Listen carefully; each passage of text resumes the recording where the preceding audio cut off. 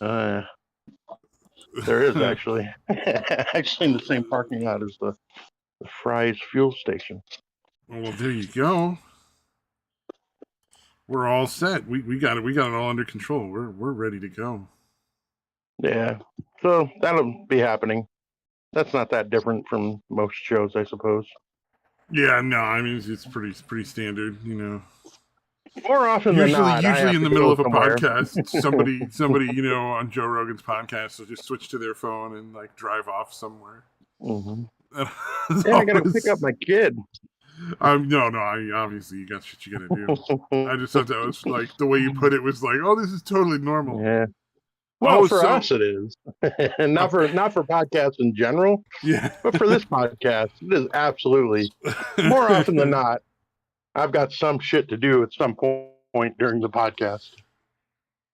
Yeah. Oh, so I've heard a rumor to switch topics because it's like I mean, at a certain point.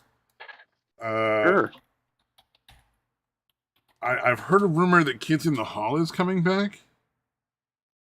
Yeah, Kids in the show, Really? Kids in the Hall. After 27 years, they are making a comeback, and it's I going to be hope on they're like they Amazon used to Prime be. Video.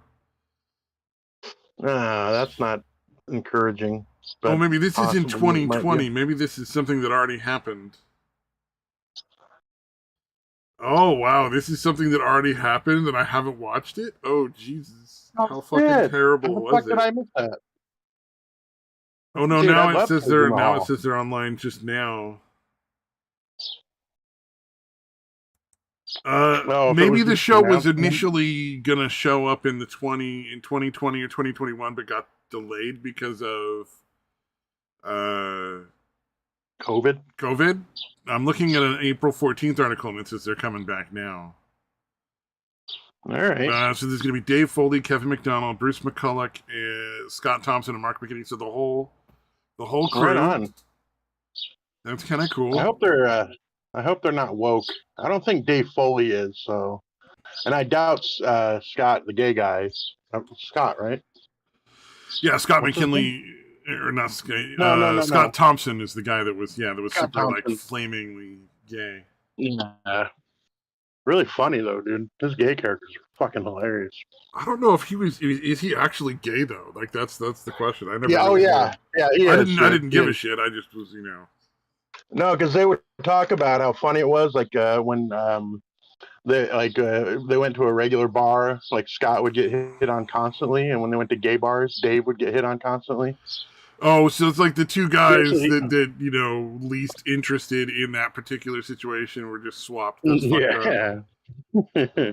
Did at a certain point did funny, Dave just be like, I mean, you know, a mouth is a mouth is a mouth, as our good friend Satan would say.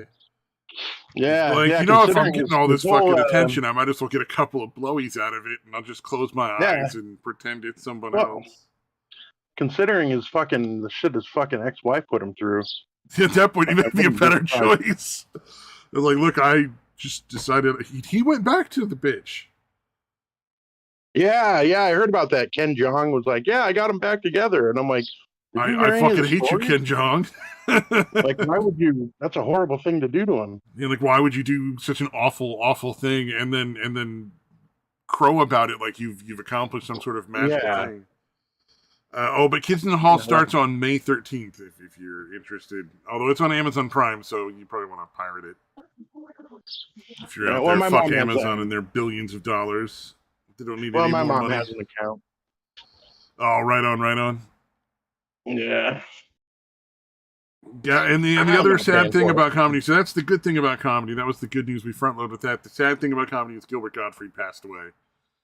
Apparently he'd been sick for a long time, and it just finally took his life. And I haven't seen anything about what the illness was,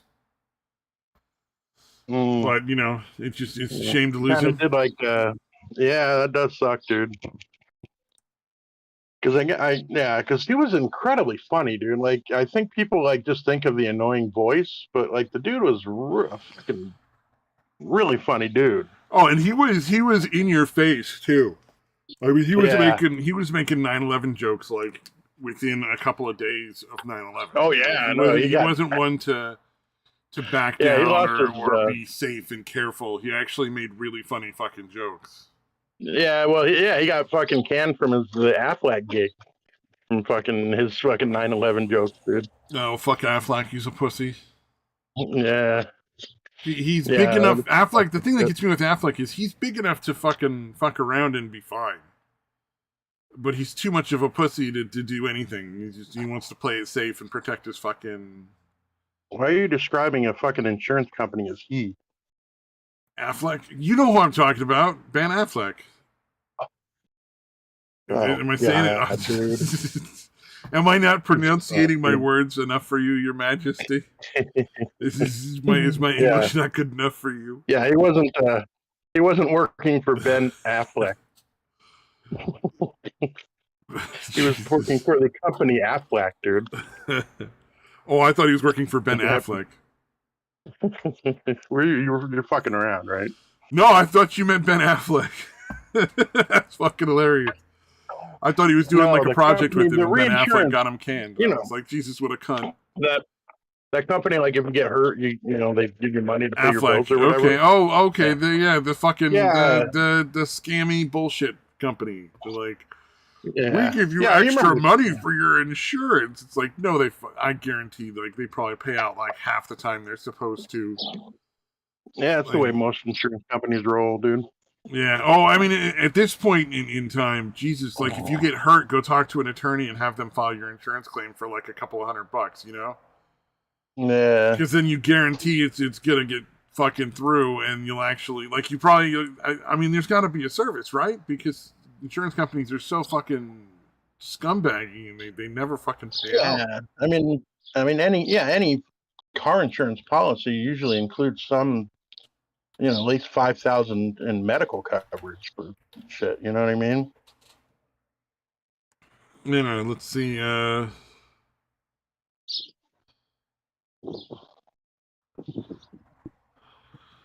Let's see. Is there someone who can file insurance for you?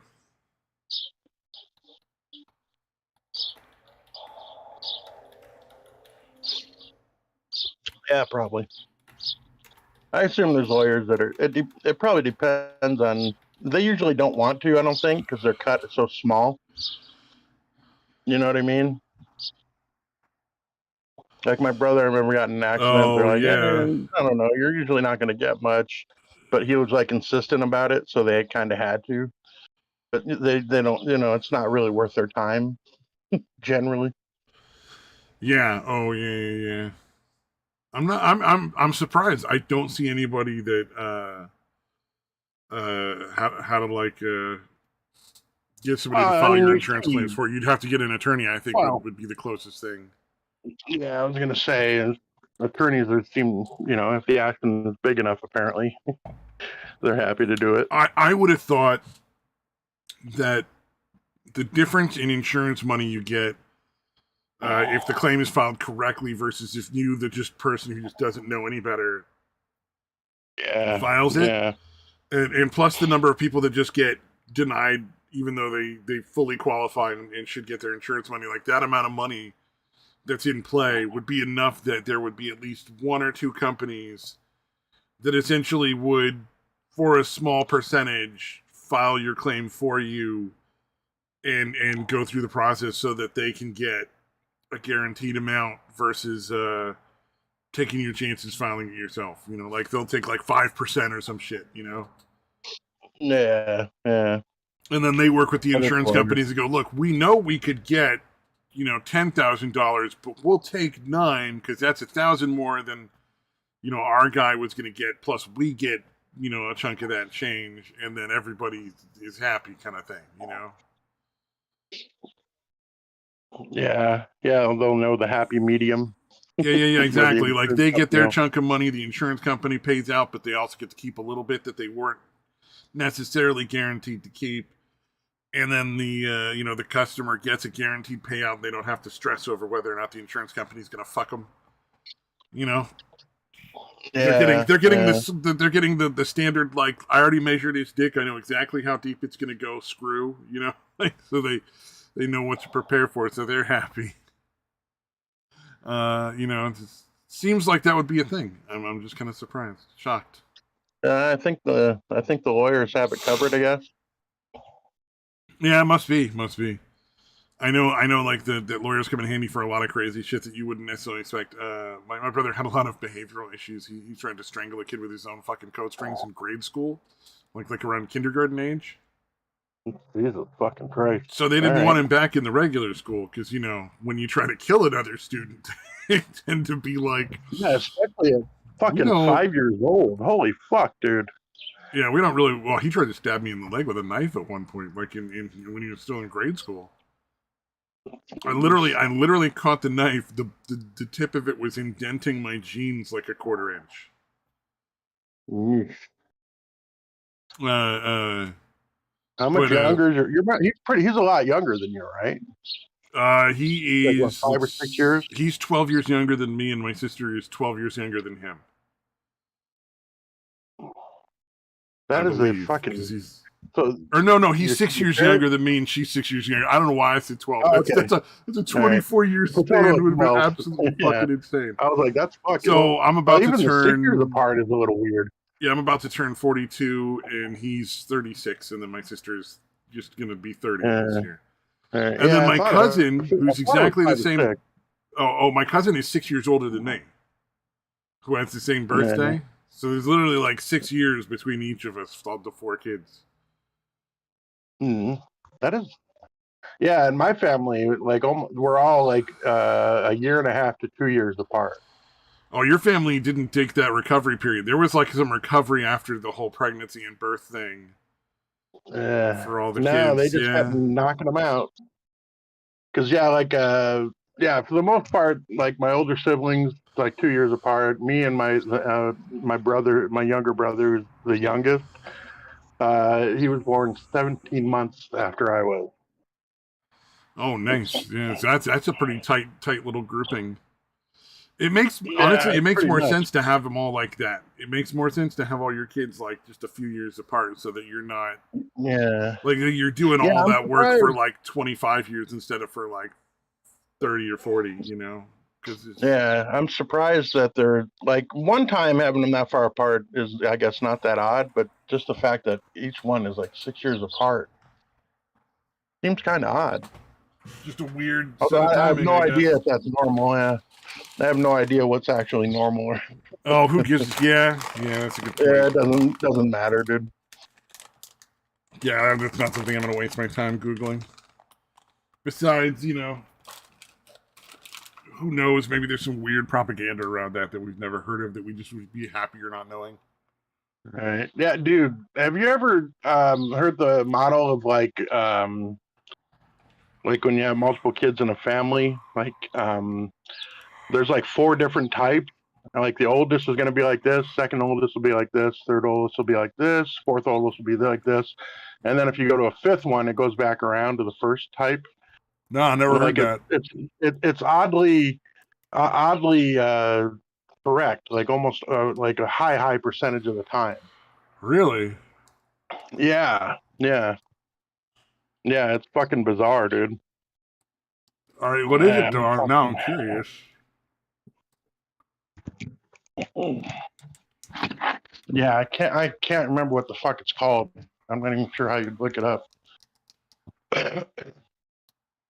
Well, I know like the more kids you have, the more chance you have for like a gay one. It's like the 4th kid is like almost guaranteed. Actually, we don't have any in our family. Well, at least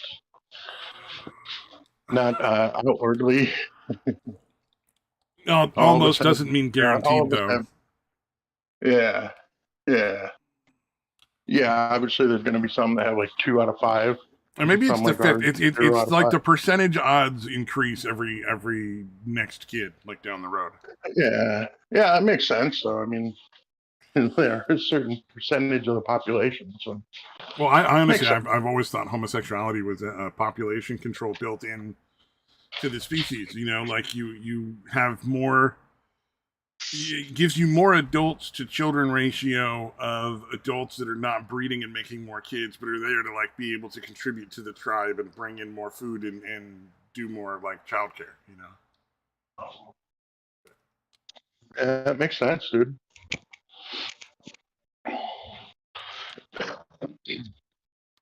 Unless somebody, unless a certain culture just starts throwing them off buildings, I think that kind of throws the whole thing off. Yeah, I don't know. Well, modernization sort of made that sort of a moot point.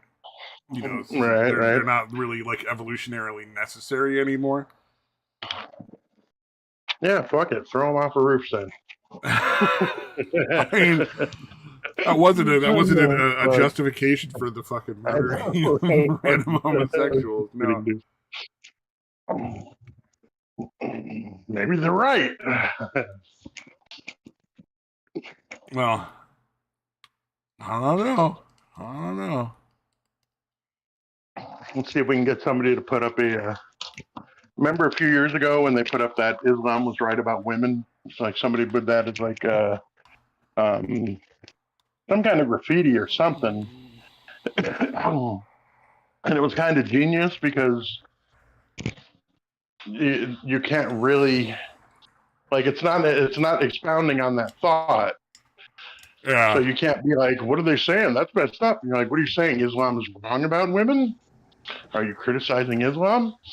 You know what I mean? It's like it's a nice little trap for the fucking for the fucking morons, the fucking cult indoctrinated idiots that think that kind of shit makes sense. Since Hookus is not doing it would be Islamophobic, I assume, in reference to throwing gays off of rooftops. I mean, if you're not doing it, you're an Islamophobe, really. And to be fair, I'm not entirely sure that the Islamics are wrong about women. Like, just low key, I'm saying, As time goes by, the more I see, the more I'm like, maybe they got a point. Like, yeah, it does seem like empowering them does tend to lead to the collapse of culture eventually. Kinda, yeah. I mean, it's like there's a reason why none of the matriarchal societies got past the Stone Age. Yeah, didn't Camille Paglia, who was one of those, back when feminism had a point, she was kind of like a feminist or whatever, and she basically has acknowledged that, like, yeah, if women were in charge of everything, we'd still be living in grass huts. I mean, that does, that is a very astute point, and one that honestly, like, there's a lot of evidence to say it's true and not a lot of evidence to refute it. Yeah. And obviously there are some, there are women in STEM that there's exceptions to every rule. Yeah, no, there's definitely exceptions to every rule. I'm just joking around anyway. It's not like I'm dead serious here. But technology tends to be male driven, at least. Very much so. Very, very much so. I wonder how many technological advances women are responsible percentage-wise, and how you would even find out. Like, I genuinely don't know. That would be a tough one to find out. Like, who's responsible? Because you're going to be able to find a lot of propaganda stuff. Also, what's up, Mr. Stenchever? But you'll be able to find tons of propaganda stuff. But I doubt you'll find anything that's actually like accurate at this point, because it's just there's so much propaganda out there and so little actual fact. Sadly. Yeah, like obviously Marie Curie, did some good work with the radioactivity and all. There's obviously a bunch of women that have definitely contributed, but a vast majority of it has been men. Yeah. And the vast majority black men, if you ask the We Was Kangs crowd. Oh yeah, the thing where like they've just given like credit to a bunch of black people for inventing all sorts of stuff in a way that like not completely ignores reality and recorded history. It's like we have pictures of this guy invent. No, it's a black dude.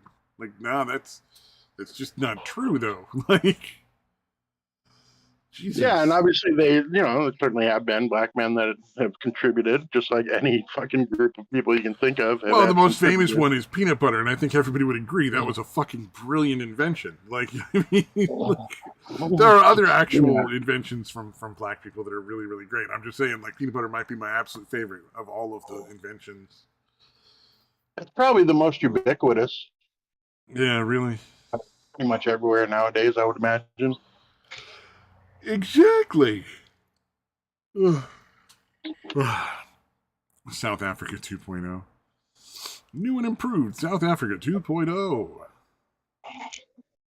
Yeah. We now have a violence-free apartheid. We swear. 50% less apartheid. Yes, we like to call it the friendly apartheid. Yeah. Plus, they gave us Trevor Noah, so Well, fuck I'd say it's them. got to be a net negative. Yeah, fuck South Africa, then. They can just go piss off. They gave us that piece of shit. Ooh. So, Yeah. my birthday's coming up here in a few days. 420, because, 420. So I can't wait. We're gonna buy some stuff and try to make sushi. I thought that would be a kind of a fun birthday dinner, like make my own sushi. Weed sushi? Nope. I am gonna buy a fuck ton of weed on 420 because the sales at the fucking weed shops. And I got like $600-700 set aside. Well, I got more than that, but I mean, I've got enough cash that I can go in there and max out and buy all I can buy. Because there's still ridiculous limits on how much you can buy. Like that's like, I can buy I think like 8 grams of dabs in a day, and it's like why even have a limit? It's so silly. It's like, what if you were buying booze? There's not like, well, you bought 4 bottles. That's as much alcohol as you're allowed to buy today. Yeah, that is like, bizarre. Come on, you're fucking dumb. Well, and the other thing is, like, I can go buy with cash 8 grams of dabs at like one dispensary, drive for like 10 minutes to the next one down the road, buy another 8 grams of dabs. And I think in my town is a mid-sized. It's not super small. It's not like a big city, but it's right in the mid-range there. Right. There's got to be like 10 fucking dispensaries. So I could potentially buy like, what is it, 8 grams, like 80 grams of fucking dabs, like in a given day. So yeah, it's you not drive like all over the fucking place to do it though. Yeah. It wouldn't even be that long of a drive, though. I mean, it's like 5 minutes between them. You know, like there's like one big fucking main street that kind of bisects the entire city, and you can just literally go from one end of the city to the other end of the city on this one street, except for downtown because they decided to take the road out of there and build a giant square because they're retarded and don't understand how like traffic and logistics work. Okay. I know this works fine as it is, but let's make it into a square roundabout. Yeah, so that it just completely fucking doesn't work and creates all sorts of traffic problems during the middle of the day. Good choice.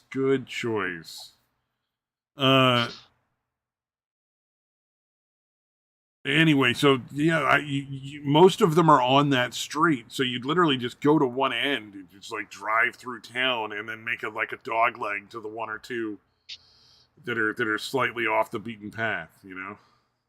Yeah, that's fucking weird.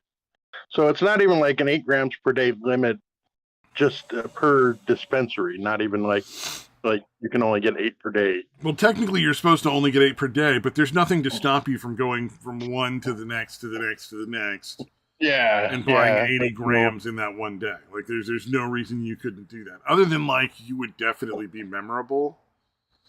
Like you went in and bought like 8 grams at each of the dispensaries. Like someone's gonna be like, if you did that on a regular basis, I'm sure sooner or later people will be like, this guy's buying a lot of fucking weed. Yeah. Like if you're doing it every single day or something at multiple places. Yeah, my assumption is that they are trying to prevent Smurfs. Like people buying a bunch of fucking grams for like a dealer who's going to go sell them in an illegal state. and he's Right, going to right. charge like twice as much, so he can afford to pay them like an extra $10 a gram, or an extra $10 a gram. They go out and buy like a bunch of grams, and then he sells them and makes a big fucking profit on the whole thing. Yeah, I Yeah, don't but know. since you can do it at a bunch of different ones, it's not really hindering it. Yeah. Especially if you're coming in from like LA, where you can fucking, you know, find 20 within fucking 5 miles of you. Yeah, really, exactly. Like in LA, you could probably do that on a scale. I can't even imagine like the scale you could do that on there. Yeah. Oh, Pennsylvania did have a law about how much booze you can buy in one go. So you have to buy a bit, walk outside, come back, and buy more. That's fucking Okay, well, weird. that's like the only state I've ever heard that in, and I've worked under the table at a wedding like venue for a while, like part time. Like I helped out at the place where I went dancing because they also did weddings and stuff, hosted there to make all their money. So I have been present when large purchases of liquor have been made in California. So I know there's no law about that here. All right. Like they just go down to the fucking Bevmo and buy like 30 fucking handles of liquor. Like, all right. Let's see.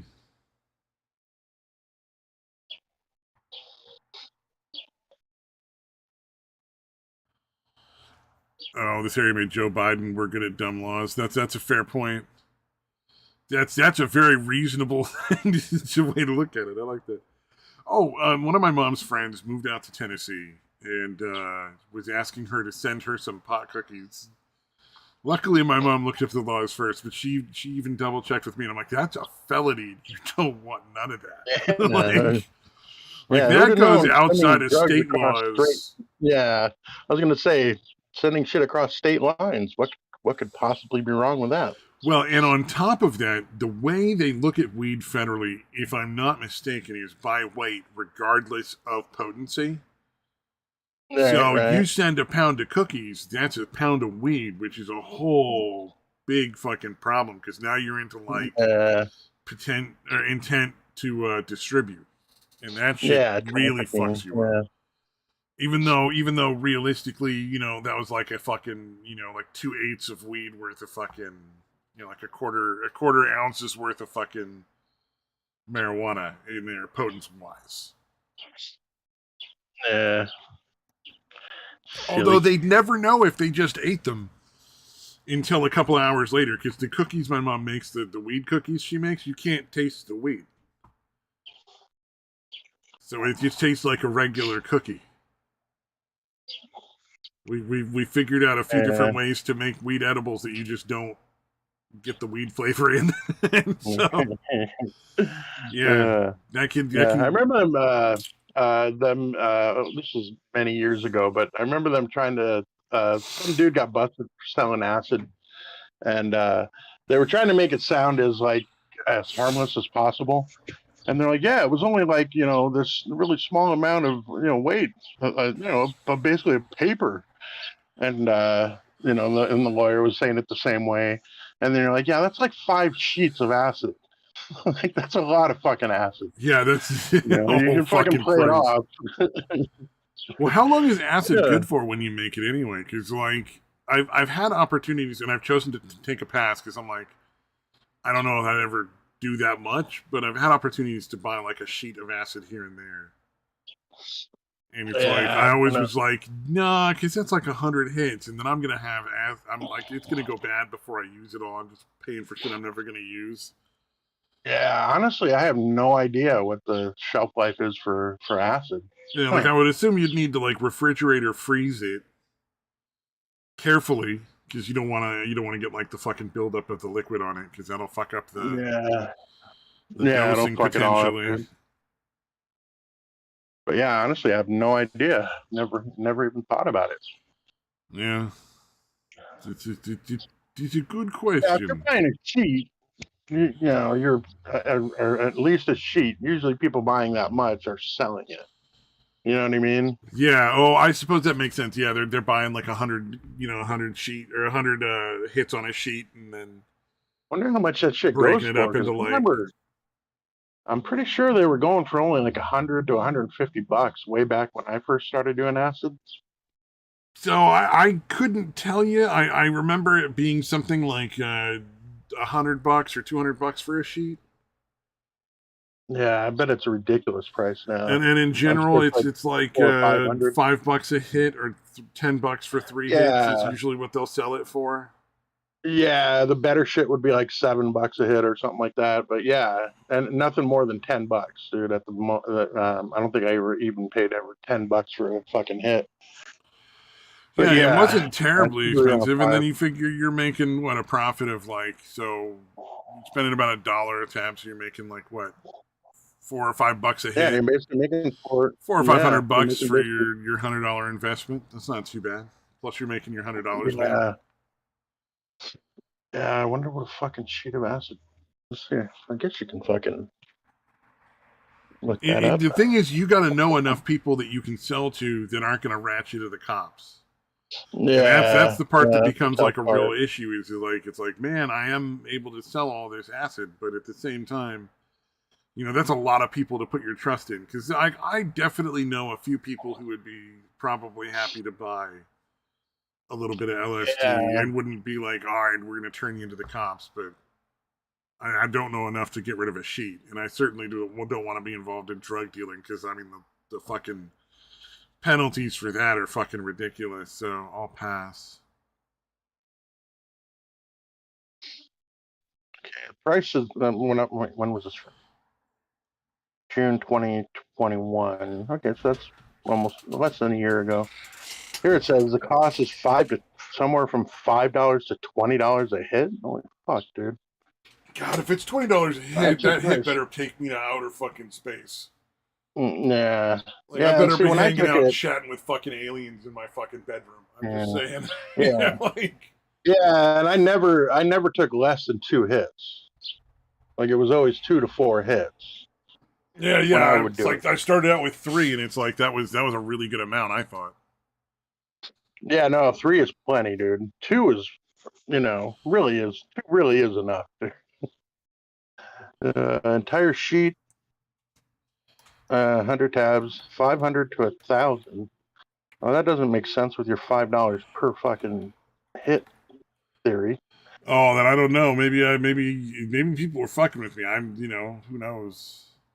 Yeah, no, I mean that's definitely what it was back then. I don't think I doubt you can get it for $5 a hit now.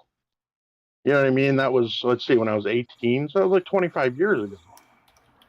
So I would imagine it's closer to 10 by now. It's probably the like cheapest you're going to find it.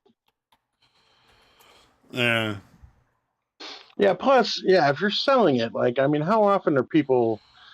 There's not a whole lot of people that are doing acid Let's daily be or fair. A even weekly. substantial amount of your fucking customers are going to be people under 20, and a lot of them are going to be under 18. Yeah. You're getting a Yeah. lot of fucking high school allowance cash, dude. You're making a good Right. portion of that. Yeah. I suppose it is even at $10 a hit. You do get a lot of fucking bang for your buck there. Yep. Because again, it lasts a minimum of 8 hours, usually closer to 10 to 12. Oh yeah, So imagine how much booze you'd have to buy to fill that amount of time. Like it'd be way more than $10. yeah. You'd need a couple of 6-pack or 12 packs even for 6 to 8 hours Uh, of good buzz. I mean, yeah, yeah. And you think about it, even 8 hours, like that 8 hours feels like about 20. true, With the whole fucking true. But I'm time just saying, distortion if thing. on an even swap here, you're looking at 8 hours of being fucked up. You're gonna have to spend a Right. lot more than $10 on booze for that. Yeah, fucking Weed A, might be dude. a similar price. Like that's the thing. All the illegal drugs, like the price to benefit ratio is really good. It's like the legal Yeah, ones, like true. cigarettes and fucking weed and alcohol, are just nothing comparatively. Like you're spending so Yeah, much more money for every hour of intoxication. It's ridiculous. Because what do you get when you smoke a cigarette? You get like you don't have withdrawals for a couple of hours, but you get like what, like 5 minutes of like a real nicotine buzz going.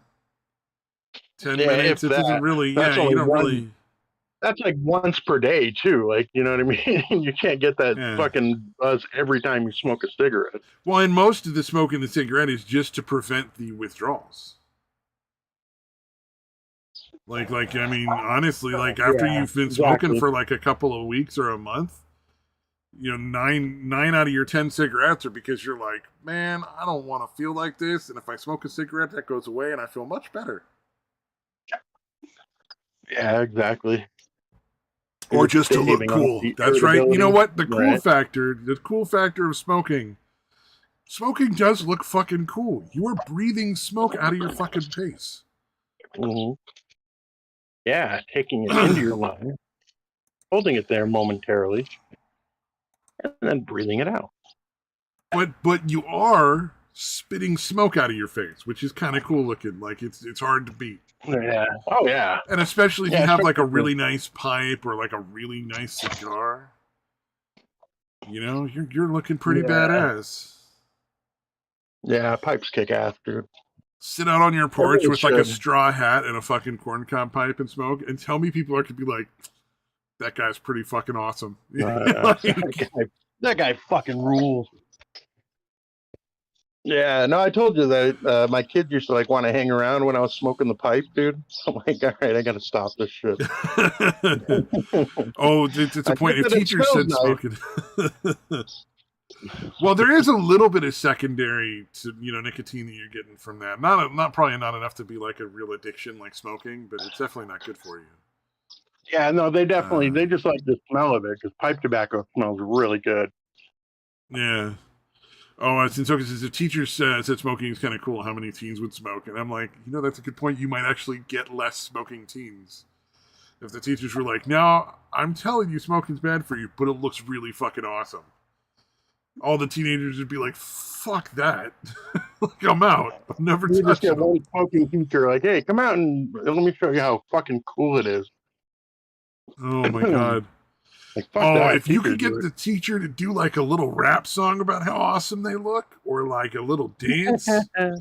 or Yeah, to like smoking would be down like smoke a 90%. cigarette and strut around in like a special outfit because he thinks it's extra cool. Oh my god, you would never have another child smoking cigarettes ever. They'd all just Yeah. fucking stop.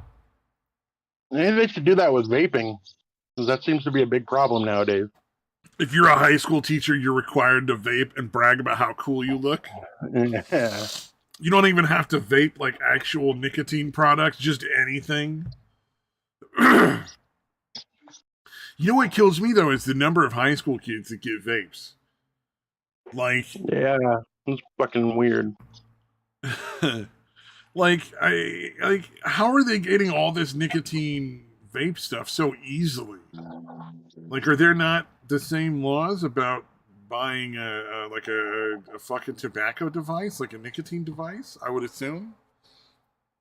Because Yeah, I man, would you think sell a these kid things could a pack apply. of cigarettes, you're fucked.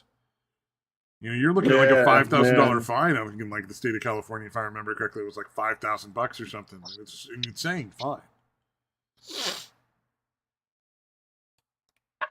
Cartons are like family packs. It's a family pack of cigarettes. That used to be how it was though, because fucking way back in the day, they recommended cigarettes to like help ease your nerves and to like aid digestion and to fucking promote de-stressing after work. They're like, a cigarette after the job just gonna make you feel better, darn it. Yeah, yeah. It probably wasn't until like what, the 80s before they finally realized, like, hey, this was actually. I know it sounds crazy, but inhaling smoke might be bad for you. Oh yeah. Like it was about when I was going through school with maybe it was just barely getting started where they were really coming after like smoking. Yeah. Oh, but you can kill a baby in a lot of these fucking states. I was surprised. I was surprised to find that Texas and Alabama have actually made abortion bans or are very close to making abortion bans. I was very happy to hear that. Yeah, well, and the one in Florida that just passed, after 15 weeks, you have to get the abortion within 15 weeks, and the Which is an leftists are freaking out about it. extremely long time, in my opinion. I think that Almost 4 months, dude. yeah, It's almost four that's months. yeah. I don't know. I think honestly, I'm a big fan of just making them illegal altogether, unless they're medically necessary to uh, uh, Yeah, save the mom's life. And I would be open to discussing like the rape abortion kind of thing. You know, like, all right, I get it. Like, yeah, that could be yeah, more yeah, traumatizing. Fair enough. But it's such a small amount of cases that it's like, well, you know, if that's what you got to do to get the deal passed, then go with it. No problem. yeah. There should always be allowances for, again, the health of the mother, or rape or incest. Yeah. Although, Santoka brings up a point. They don't eat the babies, which is kind of a waste.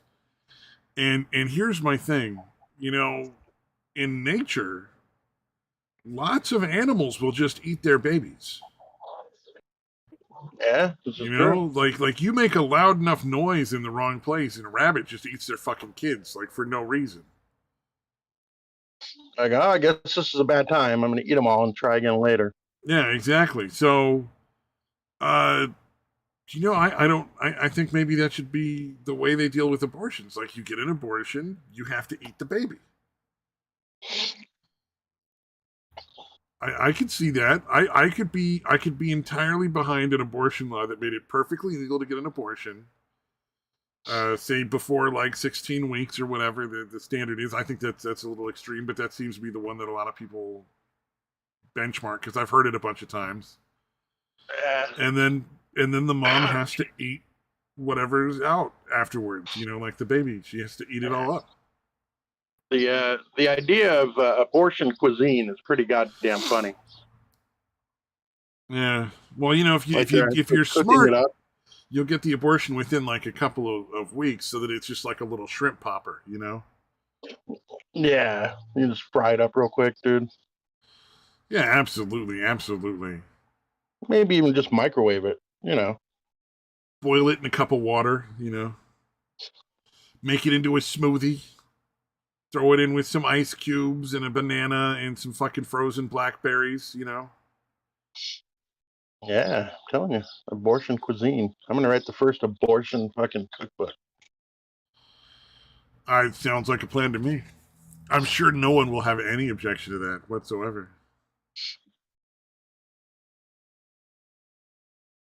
Yeah, I better get started now before it becomes Oh, I law. never did watch the fucking Black Felix Rex thing, damn it. Oh, the thing about BlackRock. Yeah, I forgot to Yeah, fucking watch that. yeah. Well, the idea makes sense because again, it's so fucking crazy how many of these companies are doing shit that they know people are going to detest, and it's not going to make them money, dude. So yeah, it kind of makes sense that they're kind of being forced to. Yeah. Or they're being compensated to do it, essentially. Yeah, yeah.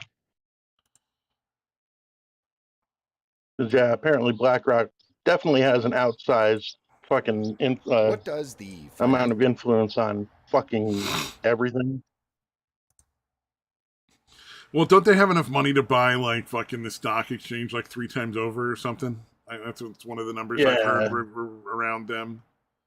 yeah, it's something crazy, dude. Oh, I did watch the Richard Cheese stuff. Somebody recommended that to me. Richard G.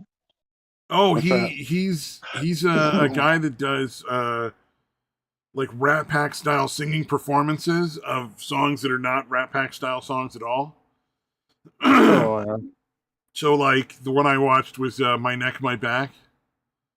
He did that one like no. so he's like my neck, my back, lick my pussy and my crack. You know, like straight So up kind of like lounge singer style, like kind lounge of. singer style with the fucking songs that are just not at all like you know, heavy metal songs, like real hardcore heavy metal songs he'll do. And it's Richard Cheese, so I mean that's a great name too. Yeah, Dick Cheese. Yeah, I was so subtle, so clever.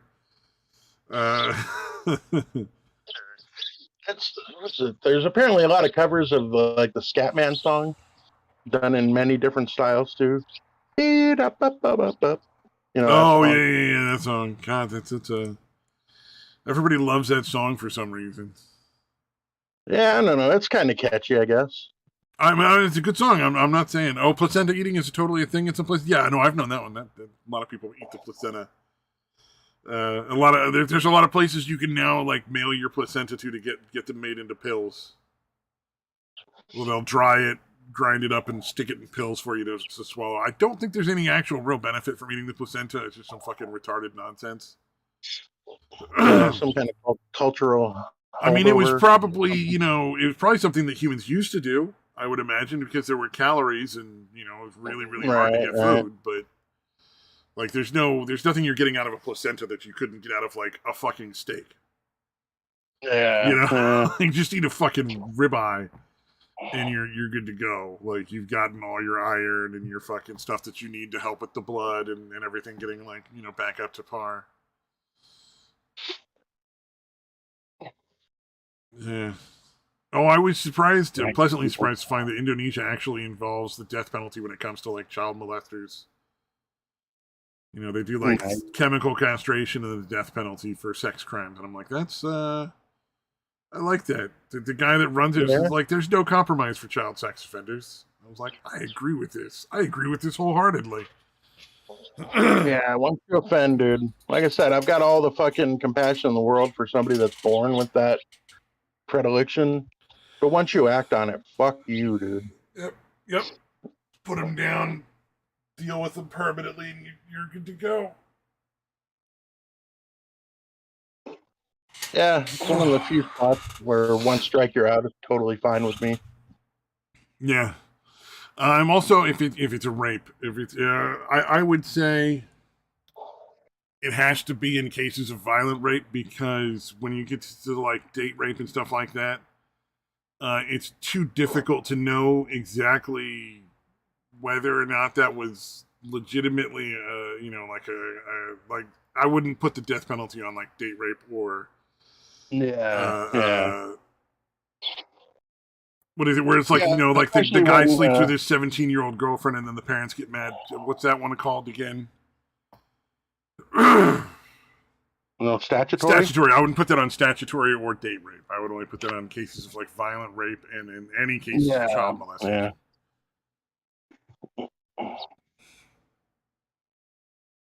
Yeah, because again, especially nowadays, when a girl just regretting it the next day can count as fucking rape. Yeah, exactly. If there was no weapon used, then I'm not into that whole execute thing. I think you just do like a regular like 5 years or something. But if it's one of those ones where like the guy breaks into the house and holds a knife to the woman's throat kind of thing, then yeah, put that guy to death. That guy's a fucking whack job. But if like, guy and a girl go out to a bar and have a few drinks and she wakes up with him and decides that he raped her, like, I wouldn't want that guy put to death. Because, odds are she was into it at the time. Yeah, and just like doesn't want to be, people think she's a slut or whatever stupid shit going through her head. Yeah. Or just the fact that he didn't call the next day. Yeah, or didn't call soon enough the next day. Maybe he called too late. Yeah. Yeah, just think of, like Mattress Girl and shit like that, where it was obvious that it was completely consensual, and she's just pissed that he didn't want to continue. You brought up Mattress Girl at the exact same time as Sensoka said, but what if she saves the mattress? Like, literally, you said that and it popped up at the same time. That was good. Fucking awesome. But yeah, I mean, that one was proven pretty fucking emphatically that the bitch was just crazy. She made a porn of the rape that she participated in. I cannot tell you how fucking unreal that is if that was a real rape victim. I cannot imagine a genuine rape victim making a porn that reenacts their rape and then being the fucking star of it. Yeah, not even just like signing off on it happening, but actually being the one acting it out. Yeah, it's That's fucking nuts, dude. mind-blowingly insane. Like, that's a whole different level of just crazy bitch. Oh, and then everybody, the number of people that still believed her was insane to me. Yeah, I still believe her now, dude. Yeah, it really is fucking nuts.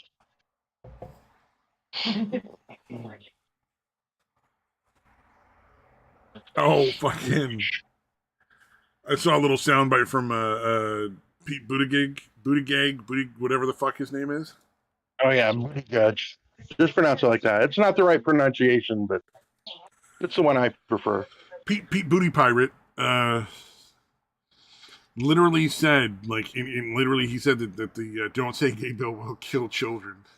I saw him Yeah. as a sound clip, and I was just like, what the fuck? Like, do you not... Is there no standards whatsoever at this point for the truth? Because that just doesn't even make sense. Like, it's just fucking retarded. Yeah, yeah. Yeah, the Don't Say Gay bill that doesn't say anything about not saying gay. Yeah. In fact, the word gay apparently not in the entire fucking thing. Yeah, not even in there because it has nothing to do with it. They like don't give a shit about whether you say gay. They just don't want you making class lessons and teaching like the fucking whole day of nonsense that has nothing to do with education. Like it's like no, you Why teach is any English and gender shit? science and math, and you teach some history and some other shit. Nobody needs to know the 10,000 gender rainbow wheel. Yeah, yeah. That's between the kid and their parents. That's not the fucking school's place. And if you believe the parents are being abusive in some way, shape, or form, then there are already systems in place to handle and deal with that. And it's absolutely not okay for teachers to tell their students to keep things secret from their parents. Like Yeah, the shit that's been going down is fucking nuts, dude. That one really disturbed me because it was just like you can't engage in weird fucking secret shit behind the parents' back with the teachers. Like that's not okay. Yeah, yeah. Like I definitely have issues with like how schooling was done when I was in school because it seemed like it was a lot of rote learning and didn't really teach you how to think for yourself or think creatively, that kind of shit. Yeah, but But now that you look back on it, yeah, like you know what? I think there was maybe like one or two teachers that I could be able to tell you what their political affiliation was, yeah, I and didn't know that's shit about about my it. The teachers. entire time.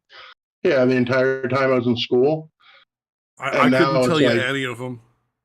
yeah, yeah. I'm only thinking of one actually, but um, yeah, out of the dozens and dozens of teachers over the years, The that's closest I not ever bad. got to knowing any of the teachers, we had this crazy math teacher who taught. He was like the skinny black dude that taught math, and he was just super fucking into math, and he fucking loved teaching, and he loved working with the students in high school. And he was a really great teacher. Like you definitely got more out of his class than you got out of any of the other guys' classes. But when he turned 30, he shaved a OE in the side of his head because he forgot about mirrors. So instead of shaving 30, he shaved OE in the side of his head. And at one point, I was at the mall, and he ran up when I wasn't looking and kicked me in the ass. So I turn around, and there he is just giggling. Like, not super hard, but, enough that I Yeah, yeah. noticed.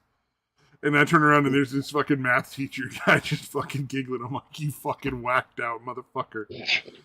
All right. I thought it was fucking hilarious. Nowadays, you couldn't get away with that. Somebody'd go to jail, I'm sure. But yeah, that was the closest I got to knowing any of my teachers, and that was literally the only interactions that I would have had any idea what kind of person he was outside of school. Yeah, I don't think I've ever really run into my teachers outside of school. Yeah, the only one I ever ran into was when I was like the other one I ran into when I was 20 years old, working at a fucking grocery store, and she tried to get me to come over to her place for wine. to go over for like dinner and wine because that's what you wanted. Oh, wow. Dinner and wine. That was after you're out of school or while you were still in school? I was 20 years old, so I was out of school. I was you were 20. just on the edge of like 21. Yeah, that's still creepy. And she was clearly in her 50s, like mid 50s. Just trolling for dick from her former students. Oh, you know what? She was very polite about it, and she took my refusal very well, and it was not at all weird or awkward, other than the fact that she asked me in the first place. At the time, I had no fucking idea what was going on. I still would have said no. I didn't really understand it. Now I'm like, oh, fucking duh. She wants to give you a bunch of wine because you're fucking 20 years old and you probably haven't had a lot of experience drinking yet.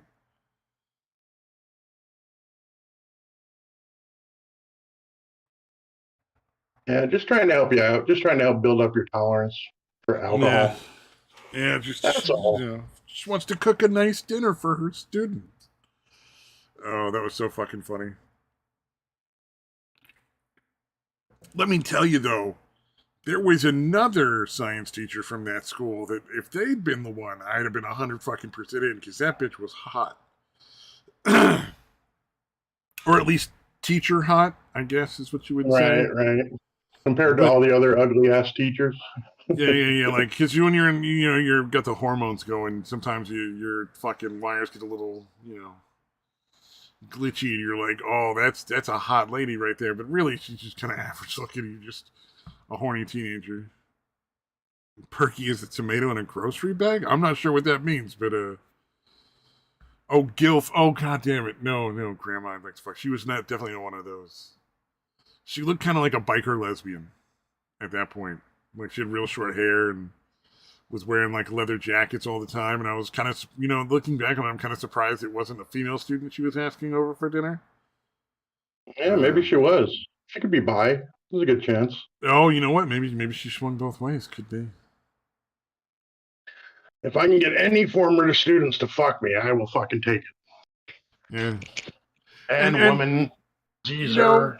I don't see why anybody would be offended by that, like, or upset about that. I was an adult. She waited a couple years after I got out of high school, so it wasn't like she came after me like the day of graduation. It was like, hey, let's go to my house and party after you walk the stage, little man. I dodgy behavior, but whatever. It's perfectly legal. Oh God, that just gave me flashbacks to like a week before I was turned 18. I was still 17, and the fact that it was my birthday coming up in like a week or whatever, and like one of my friend's moms and her friend were like, "Ooh, he's gonna be legal." And I'm like, "Oh God, fucking gross." That's fucking creepy. Yeah, sure the fuck was. That's like on par with those fucking ladies that got all into fucking Twilight. The fucking 40-year-olds that were all about Jacob and fucking whatever the other one was. Jacob and Edward, I think it was. Yeah.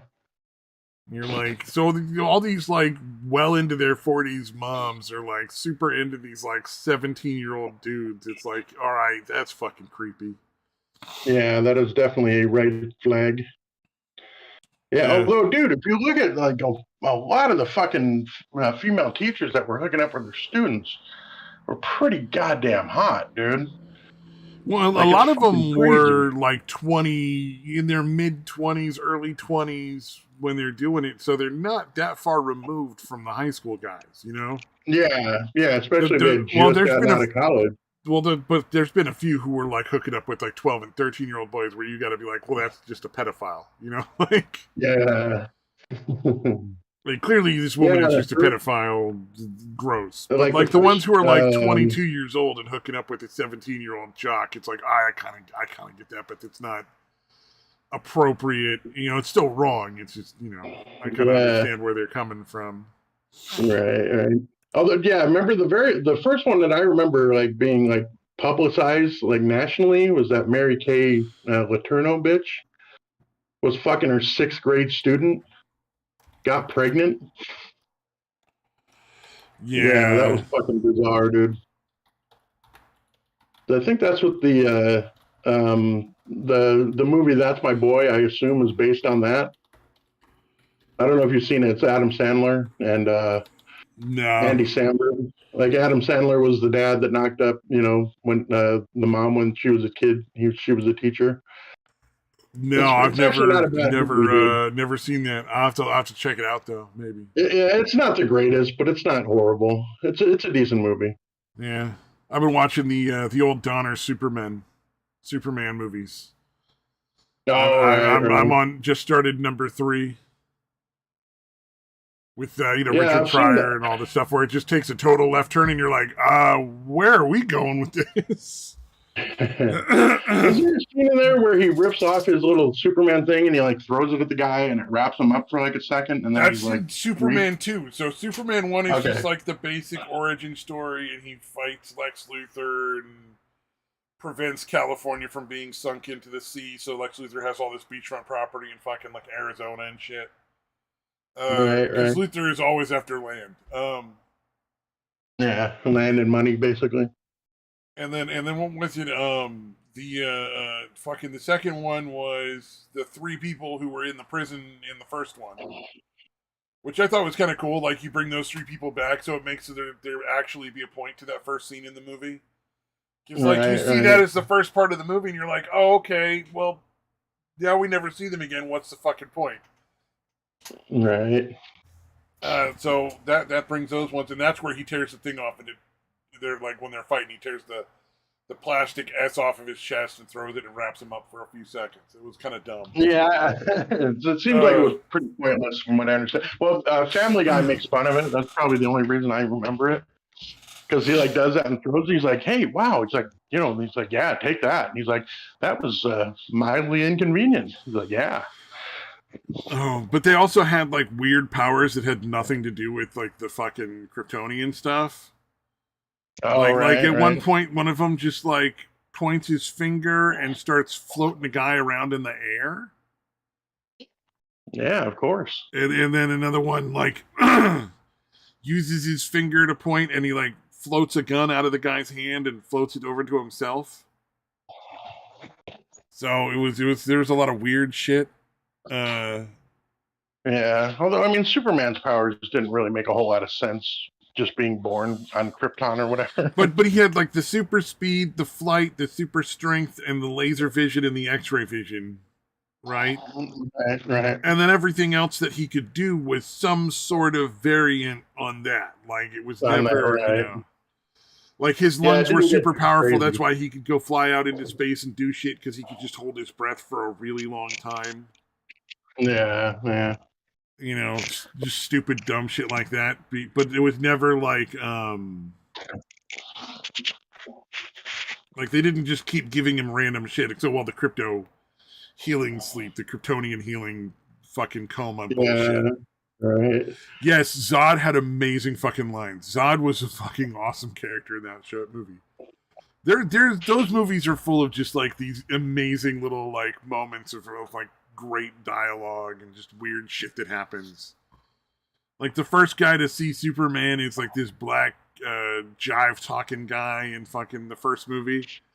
And he's like, oh, that outfit is out of sight. And then Superman flies away and he's like, all right. And you're like, that is a really fucking casual response to a human being flying away on his own.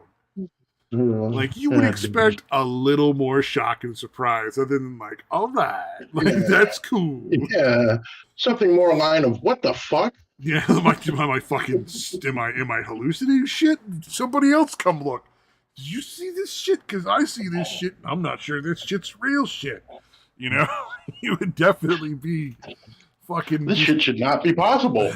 He would definitely be looking for confirmation and fucking like I'm never drinking again. Right. I'm not gonna fucking Yeah.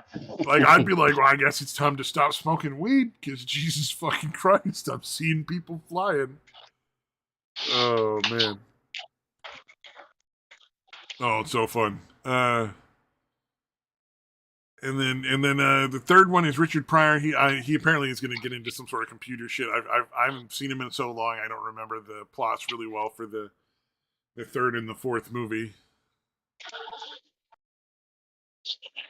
I do like that Superman in the second movie just gives Lois like one really good kiss, and she completely forgets that he's Clark Kent.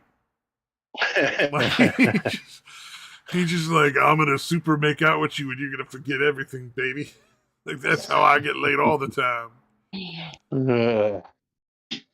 Yeah, how many hookers are like, I feel like I've had sex, but I don't have that extra, $50 that I would have charged in my purse. Because Superman just doesn't pay at the end. He gives him the old Kryptonian fucking amnesia. Yeah. Skips out on the bill. That's what I'm saying. Sense. Does he use that to get out of the bill at like restaurants too? Just take the waiter by surprise, make out with him for a second, and walk off, and nobody remembers that he owes him any money. Mm-hmm. But yeah, the whole not recognizing him without the glasses thing is pretty fucking funny.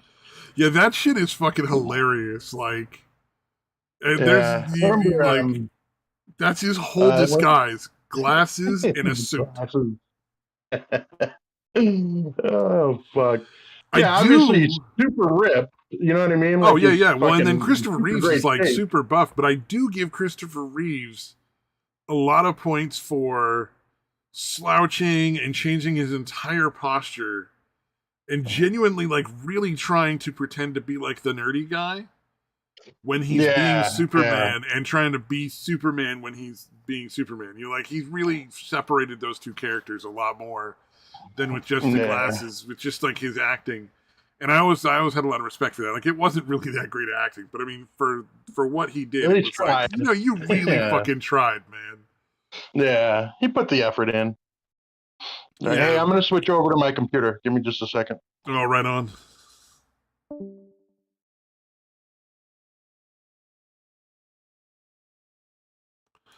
Oh, we're all doomed. Oh, that's right. Yeah, doesn't fucking Richard Pryor turn into some sort of like computer android?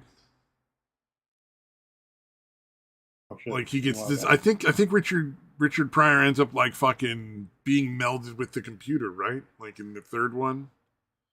Dude, don't ask me. And then in the fourth one, they break out the fucking different kinds of Krypton. I've seen it. The different kinds of kryptonite, the different colors. Because there's one where he ends up having to fight himself.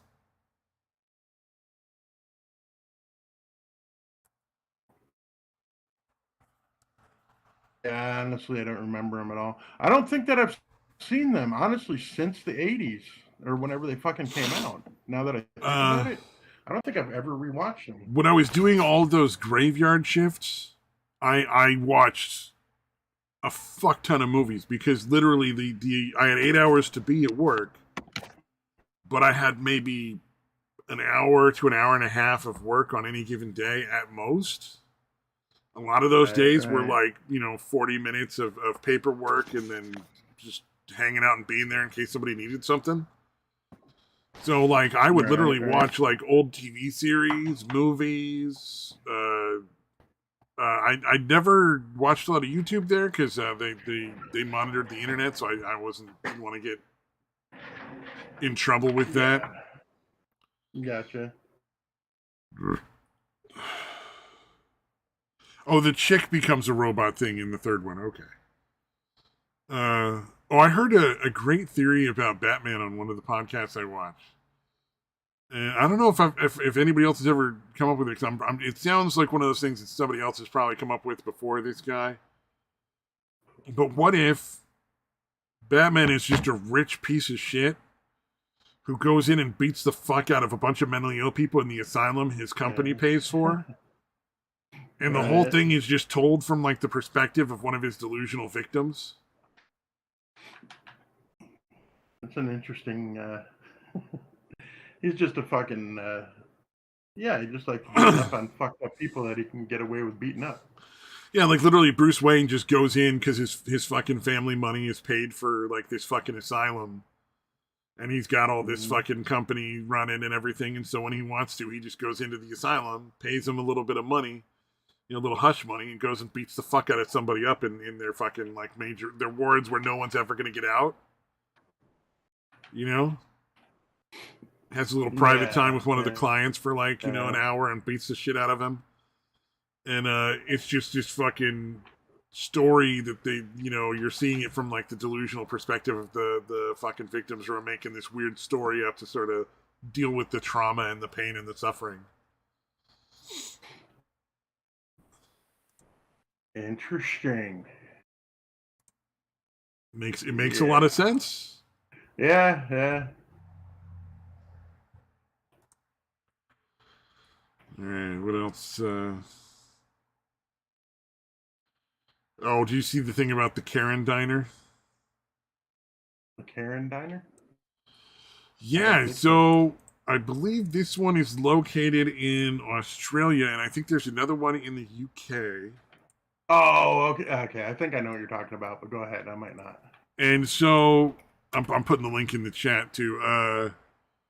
There is a diner where the waitresses are essentially rooted. The waiters and waitresses are rude as fuck, and they're expecting you to give it the full Karen. So you would go get your food, deal with like these really shitty waiters and waitresses, and you're supposed to like complain and ask for the manager and be like a Karen at the end of it. Also, if your name is actually Karen, they'll give you a free drink. You just gotta bring ID. And it's just a burger joint. They, like burgers and salads and some chicken shit, and then like your standard, soda milkshake kind of thing. Yeah, something that doesn't really require a whole lot of good service anyway. Well, it's nothing. You're not ordering like a real, like like serious meal. But you are paying like $20 for a fucking burger, so. Well, you get the burger and the fries, and then you gotta buy a drink for a little extra. Yeah, it looks like Well, you don't have to buy a drink if your name's Karen. That's kind of nice. You can get a slow cooked beef barbecue brisket. So it does barbecue too. Okay, cool. Oh, god damn it! So you can get a barbecue beef brisket for $24, and it comes with like some coleslaw and some onions and whatnot. Yeah, nice. And you can get treated like shit, dude. It's fucking win-win. I don't understand why anybody would want to go there. To be honest, like I get the fucking like the. Yeah, I don't know. It's kind of funny, dude. I think it might be fun to go do it once. But yeah, I can't imagine ever wanting to go a second time. I would go like once, it'd be really rude, and I'd be like, well, this was lackluster barbecue burger joint, and I got treated really shitty at the place, and it was funny that like the one time, but I just want to like fucking go to a restaurant and get my food. Like, hey, can you just not be rude? Like I've been here before and I like the food, but can you like tone down the rudeness? I get the bit, I've experienced it. Oh, wouldn't that be awful? Regular. And they just take it as you're playing into the role, so they just go harder. Yeah. Probably like, yeah. If anybody asks you to take it easy on them, do the opposite. Yeah. Become way more rude. Oh, there's another theory about Batman from Sensoka here, where it's Joker and Alfred are doing it to give Bruce Wayne a purpose in life. Oh yeah, like Alfred is paying the Joker off to fucking. Yeah, they're setting the whole thing up. Not bad. It makes more sense than the mentally ill one thing. Yeah. Honestly. Oh man, that's hilarious. That would be so funny if that was the case. Like, you can see like the drama in that would be like the Joker every once in a while being like, he almost fucking killed me. Like, Jesus fucking Christ, Alfred, you gotta fucking deal with me. I'm in. This is good. I want him to, feel like he's accomplishing something. But fuck. Yeah. Yeah, they don't need that level of realism, dude. Can we get him to stop with the boxing training? That's my jaw. I can't. I've already broken it twice. Like. Oh man. Although, yeah, they have had that discussion, I guess, of like, considering how many people the Joker ends up killing. that letting him live is like basically negligent. Like he's going to escape and he's going to kill more people, all because you refuse to fucking kill him. Yeah. Yeah, I've always that's always bothered me. We've talked about that one before, though. I mean, it's just like, and it applies to not just Batman, though. That. It applies to I think so many other covered heroes. That in the comics. Really, they did. I'm okay. pretty sure they have. I mean, yeah, it's probably in one of the alternate fucking whatevers. One of the new 52. Well, I mean, I was going to say like that applies to. Say what? They have, I guess, in DC, like they put a limit of 52 different universes or something like that. Oh, okay. So it's the new 52. Like, because, you know, obviously there would be infinite. If there's universes like that, they'd be fucking infinite, essentially. Or effectively infinite.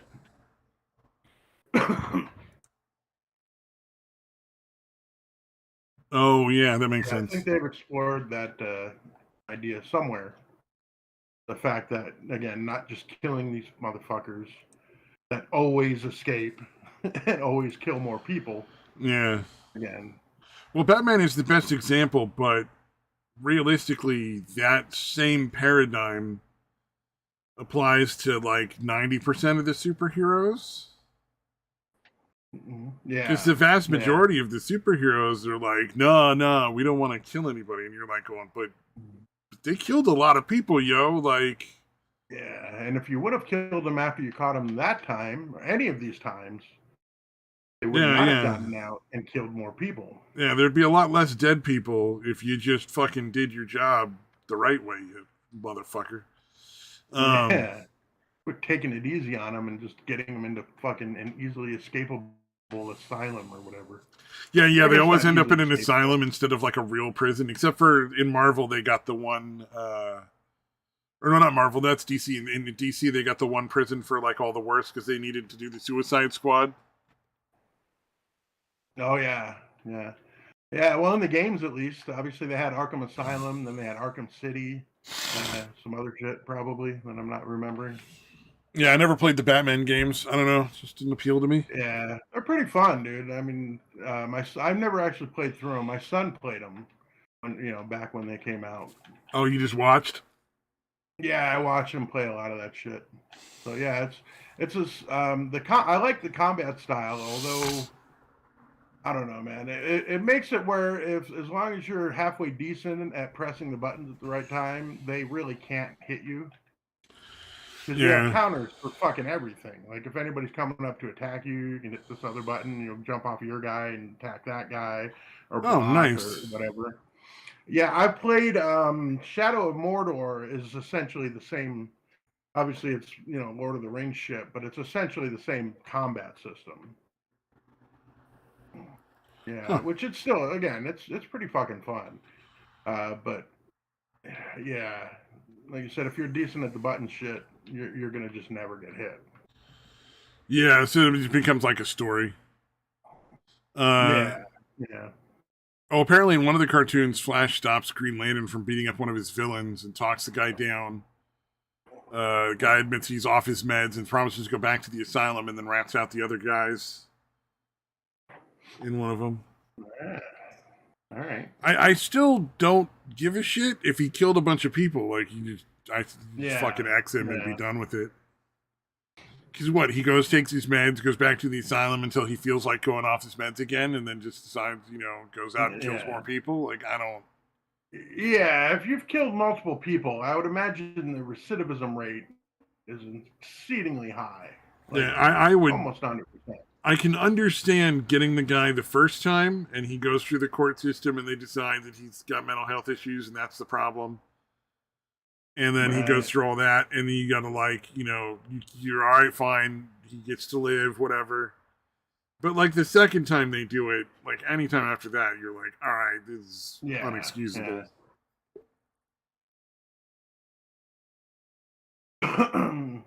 Yeah, like you said, the first time you almost might as well kill him. But if you want to give him a second chance, but no third chances. Yeah.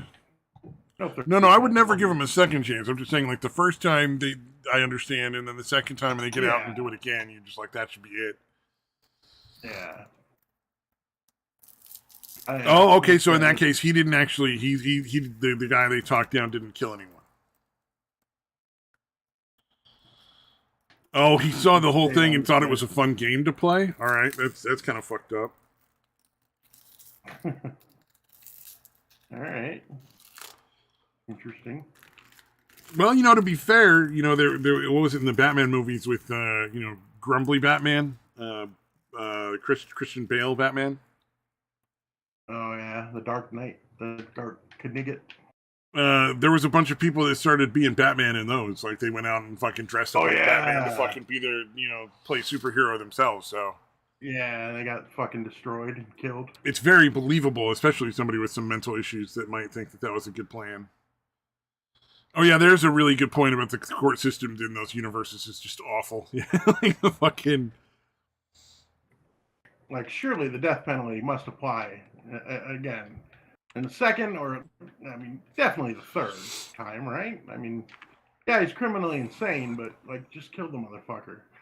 Mm-hmm. Like, well, yeah, you want to put him in a fucking asylum because he's insane and killed dozens of people? Oh, there'd be riots like the third or the fourth time fucking Joker went to the fucking asylum instead of going into a fucking place to get killed. I would assume they would fucking lynch him. Like they would show up and just lynch the motherfucker.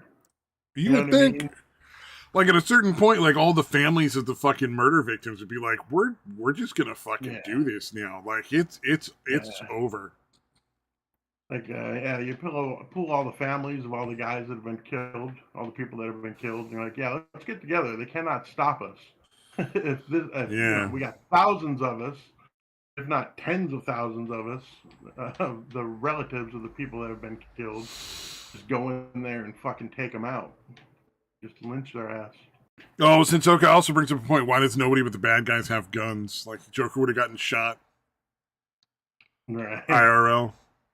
That is the one thing about like a lot of the supervillain superhero shit that I is like I can see somebody doing a superhero thing or a supervillain thing for like a couple of months and getting away with it.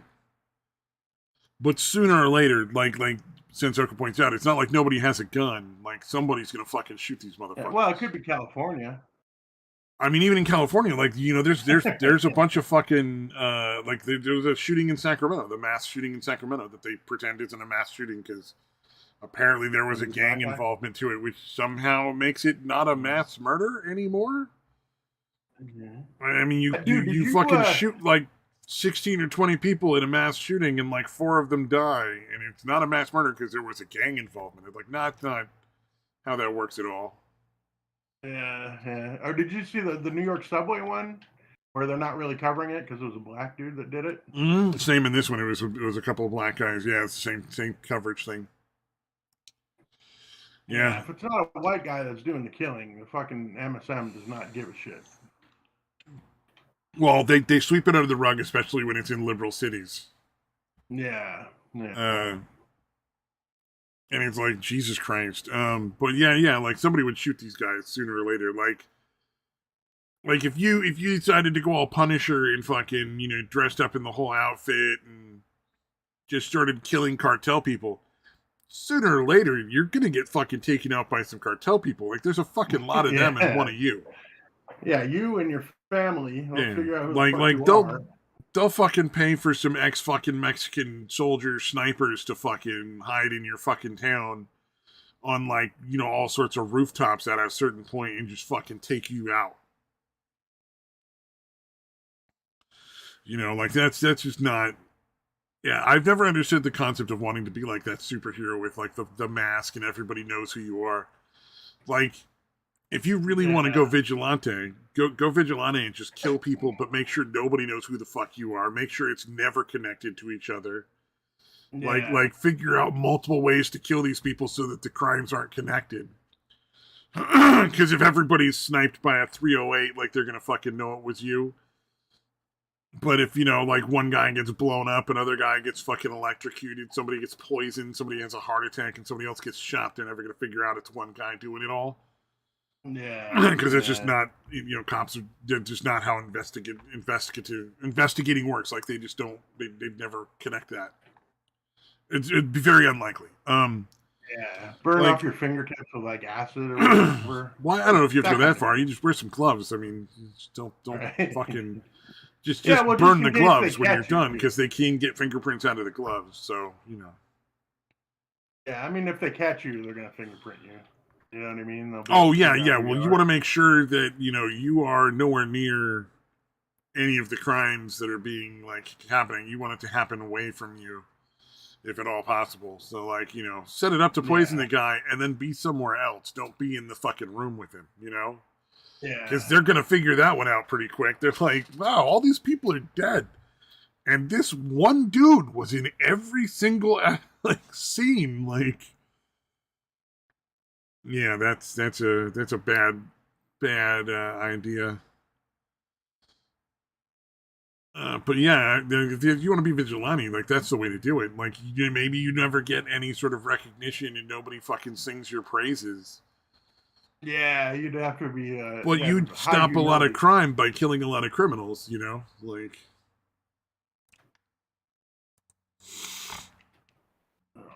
Because if you're killing a bunch of cartel people and they never figure out it's you, or mafia, or whatever, not just a cartel, there's a lot of different crime oriented. Maybe it's like a biker gang. Right. Yeah, so that might be the way to go. I would think personally. If I were to get a vigilante, I would never talk about it. To be fair, never get this discussion, because you'd be a horrible fucking idea. It's just don't do it. But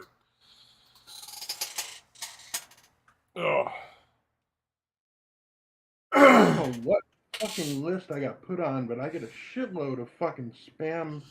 Fund the operation with NFTs. Oh, good for you. Yeah. It's like, you order one thing of cologne or something online, you get it shipped to your house, and then you get fucking magazines for different kinds of cologne and soap companies forever. Yeah, I don't know what the fuck I would have done to get all this shit though, dude. I don't buy anything anymore. Yeah, I don't know. Ooh, I did put an order in. I took Samaj's advice. I got another computer.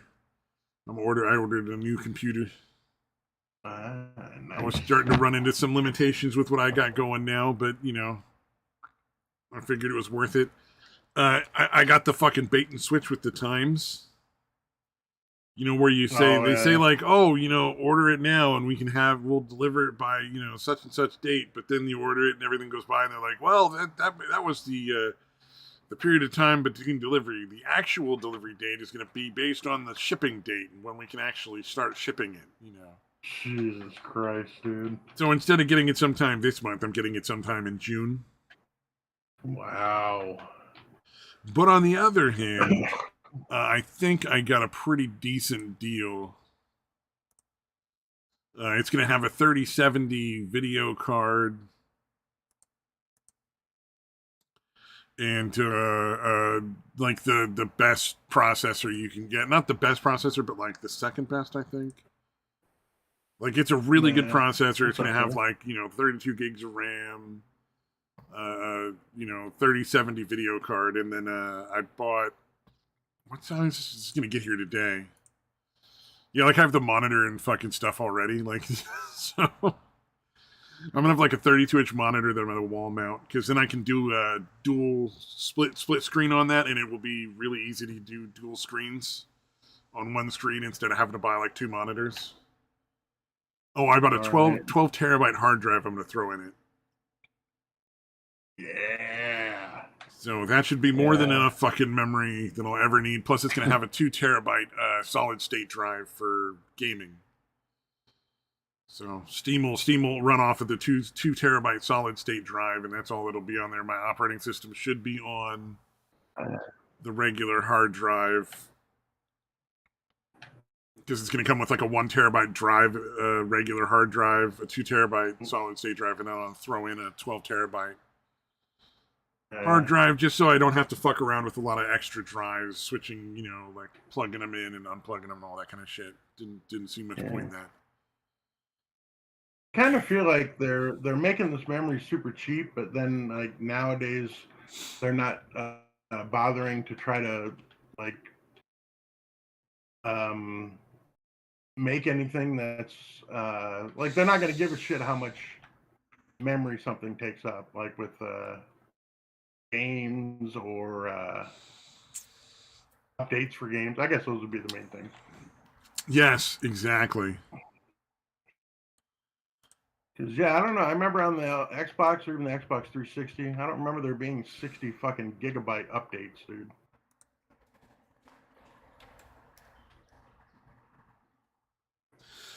Oh man. Yeah, I don't know. It's crazy. Like some of the games out there are like a good, 20, 30 gigabytes of fucking space. But then again, like, look at some of the Dude, crazy updates are graphics and the fucking stuff where it's like, yeah. Yeah, I don't know. I see that the latest system is better than the previous ones, like the PS5 is better than the PS4, but I don't know, man. I feel like the last generation was good enough. It's pretty fucking good. You know what I mean? Like, it's getting into Uncanny Valley territory. I guess for games is not that bad, but Uncanny Valley is really only a problem for, for AI units in the future.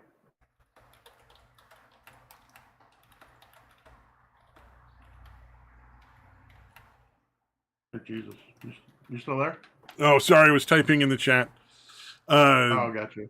Since I was saying something about DDRM and DDR RAM, DDR4 is much easier to get than DDR3. And I was pointing out, all I know is I'm getting two 16 gigabyte memory cards, and there's going to be 4 slots. So if I want to at some point make it 64 gigs of RAM, I can do that. Though I cannot imagine how 32 gigs of RAM would ever be like not enough for what I want to do. I feel like in the future they're gonna make it that much tougher to get, dude. Yeah. Or not make it tough. They're gonna make shit that's gonna have use up a shitload of memory. Maybe not. I don't know. It seems like something they would do. Yeah, I don't know. Yeah. Maybe not. We'll see. Oh, Senzoka's got 64 gigs in his gaming PC and 128 in his server. Good gosh. Can you turn a regular PC into like a server? Is that like how that works? Like, and it basically is just like a memory machine that you can access via the internet?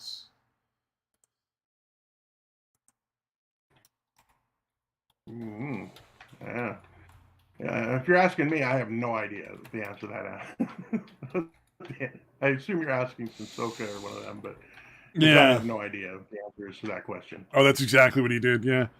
Yeah, because I've got like a PC and a laptop right now. And so I think what I'm going to do is my laptop is going to become like a work laptop. So I use that for when I'm at work and I need to do stuff there. Like usually just playing a fucking video of a shower head running so I can sleep. And then my regular PC I'm going to move over so that it's next to my bed and I'll be able to use that when I'm laying down. Like it'll be nicer because it'll be a bigger screen and better sound for like watching movies and shit when you like lay down and watch a movie. I like the AI nowadays, though. I've gotten pretty good with the AI. Like I'm playing only on the PS4. I'm playing like the Star Wars Battlefront 2 or whatever. Like it's actually kind of tough to fucking track down these starfighters, dude. And not tough, but it's a challenge. It's a little bit of a challenge. And before they were so, you know what I mean? They were so fucking predictable. Like they'd have like maybe 3 things they would do, and you could tell like pretty quickly. Fucking track them down or whatever. And these guys do a lot of different shit. Or like, yeah, when you fire torpedoes, it used to be like, all right, they're dead. They're not going to get away from that. And now it's like, especially if they're further away, they're definitely going to get out of that shit. Yeah. Yep. I don't know. We'll see. We'll see what happens. AI is definitely getting much better as far as acting like real enemies might act. Like, oh yeah, if you were firing photon torpedoes at an enemy, they might double back and come right back at you to get away from them. That's yeah. Plan.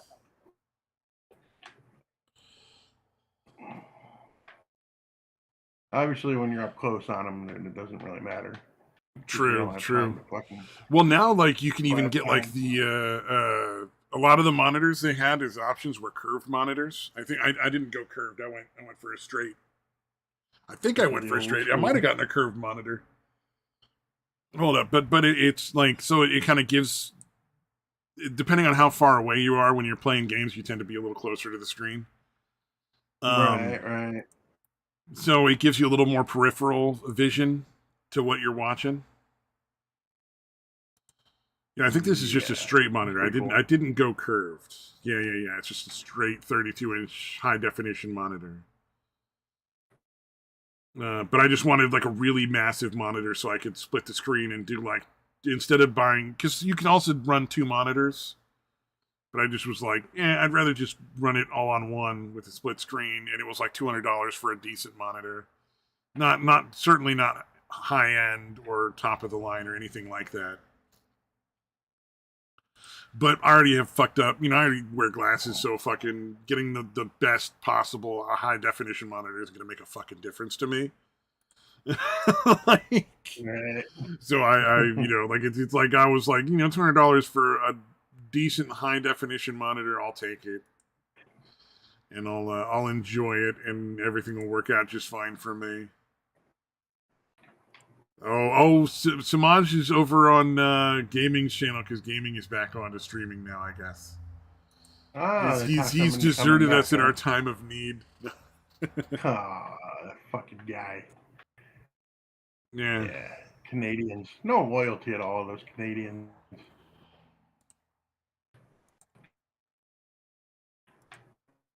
Damn it. Let's see. Yeah, take that, fucker.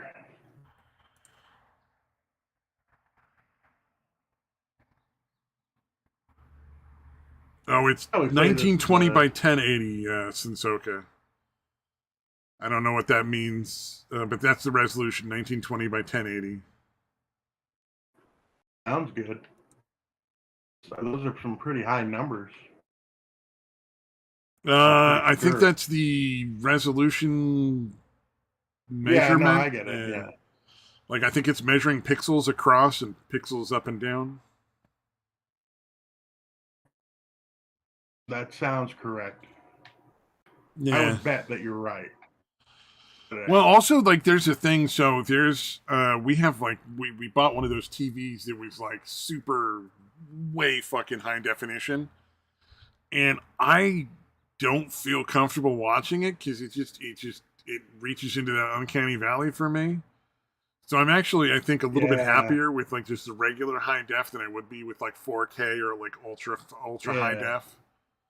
Yeah, no, dude, I remember watching one of the actually a dude that I met in rehab. We went to his fucking house, and he had like one of those ultra high fucking def or whatever.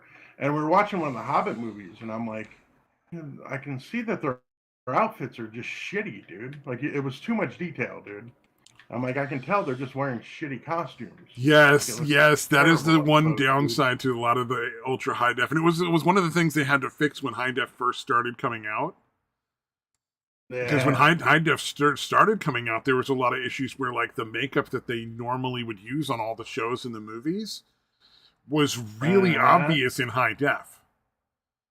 Like regular definition, even in like the really good, setups, you couldn't tell there was makeup on them. But when they went to high def, it was like, no, you could literally see they applied it with a trowel. You can see the marks from the trowel on the side of their fucking head. I can see the pores on these people's faces, dude. Do you think shitty makeup's gonna cut it? Oh, a smart TV? Oh, I'm not. Yeah, I would never buy a smart TV for gaming though. Since it is an actual computer monitor. Yeah. If I was going to get a smart TV and hook it up to the computer, I would hook it up on one of the other secondary things and just use it for like watching movies and shit. But yeah, goddamn.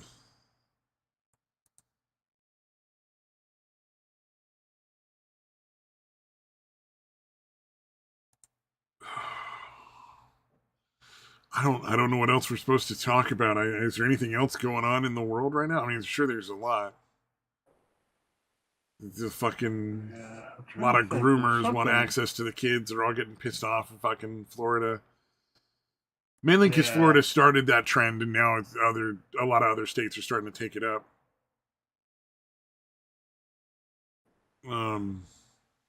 Yeah, that was the only one of them. There was something else, dude. I can't fucking think of what it is now. It's bugging me. It's probably something we may have already even talked about it. You probably remember. Yeah.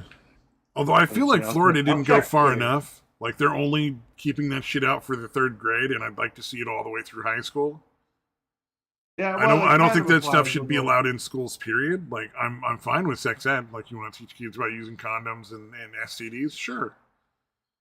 Yeah. You know, be like, this is how pregnancy works. This is sex. Everybody wants to have it. It's fun. It's great. You should try it. You should use a condom. You know, like, that's really all that should ever be involved. I don't know if you remember, but like in the 80s, probably even into the 90s and that, like the hardcore fucking like Christian evangelical Republicans were like, no, let's just teach just abstinence training. Yeah, abstinence only. And then every place they taught abstinent only instead of you know, like the sex ed where you learn about condoms. Like the pregnancy rates were fucking through the roof, comparatively speaking. Yeah, it's fucking ridiculous. You're like, that you might can't work compete against hormones, dude. A scary old man in the sky who's looking at you and shaking his finger at you, it's just not going to stop teens from having sex. Yeah. Really, if there is a God, it's really an unfair fucking fight that it's a very rigged game. If we're really supposed to only have sex with the people we end up marrying. Well, in one of the things I've often personally thought, and I think I'm definitely not alone in this, is you should definitely have sex before you end up in a very serious committed relationship. Because if you're not sexually compatible and you're married, that's a real shitty situation to be in. Like, you know, if you want to have sex, like, you know, every couple of days and she's like maybe once a month, like, you're not going to have a happy marriage. Unless she's willing to let you go out and get some strange at, like, you know, the local fucking massage parlor or some shit. Or vice versa. Maybe you're, you know, maybe the guy's not into it and she's really into it. But also, like, look into, like, when you get into, like, fetishes and shit, like, what if she's super into, like, piss and you're not? Like, that's also going to be one of those things where it's, like, not really going to work out well. So I don't know. Yeah. That seems like a dumb idea to me, to be like, well, we've done every other part of the relationship except the part that's actually going to make a oh, we lost him. No, Detroit, where did you go? He's deserted me. He has to go drive his I assume you're getting in the van.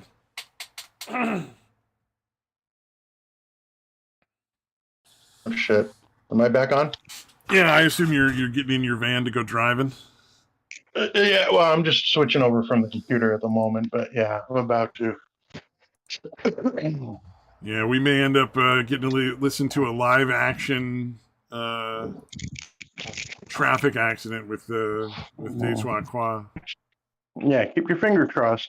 I haven't been able to pull it off yet, but this will be like my 5th attempt, so we'll see. Probably stop doing that, and I'm gonna end up jinxing myself and actually getting in a fucking accident.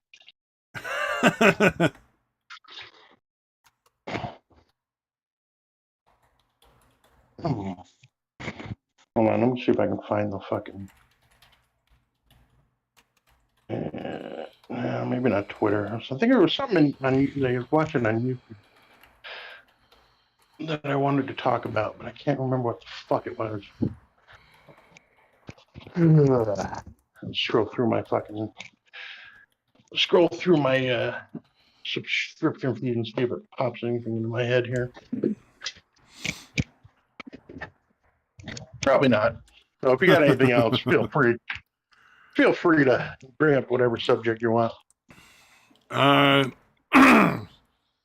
really don't have much. Dude, I've been watching a lot of sushi stuff, and man, those guys, when it comes to sushi skills, they're fucking. God damn, their fucking knife skills and whatnot are out of this fucking world. Oh, dude, have you followed the Johnny Depp Amber Heard trial thing and all? Oh, I thought all that shit was pretty much done at this point. I didn't realize it was still ongoing. No. Well, the first one, that wasn't even really them two directly. It was basically her Depp suing the Daily Sun or whatever over in England. Good. I'm always a fan of that, because a lot of these places tell a bunch of fucking lies and never get held responsible. Yeah. So. Well, that one was fucked up because he didn't win because it was obviously rigged. Because basically, essentially, whatever Amber Heard said, the judge was like, "Well, there's no real proof for what you're saying, but I believe her for all of it." Wow. Fucking insane, dude. But this one's actually in a court in like Virginia, and I guess it was either yesterday or today. Like one of her former assistants had testified for the defense for Depp's side. And she's like, yeah, she screwed me out of all this money, and this one time she screamed in my face, spit in my face, like, so. And the one guy was basically kind of like friends with both of them. That's pretty cool. I guess. Like, he'd known Depp for forever, so he was more friendly with Depp, but he was basically like, yeah, I never saw any of that from Depp, ever, because Depp actually does seem like a genuine, nice human being, Yeah, I'm sure he's got your standard allotment of Hollywood fucking crazy, but yeah, if he seems to be far more down to earth than most Hollywood people. Who's that fucking super fucking over the top, like, out of line comedian that knows him? Stanhope.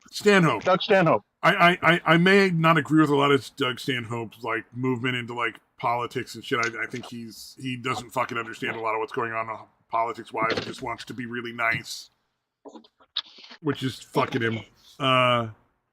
Because he just sounds retarded now. Yeah. But well, I do yeah. believe that he is an honest man when it comes to talking about other people when he's not making a joke.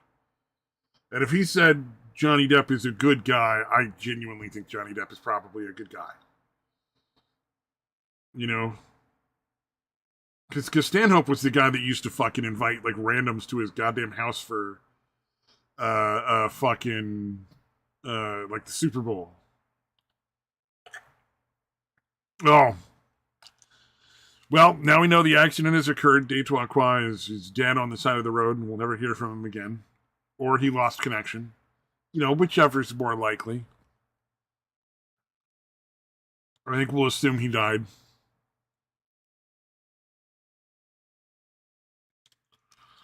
Oh. How are we going to do the funeral? Like what? Who wants to give the eulogy?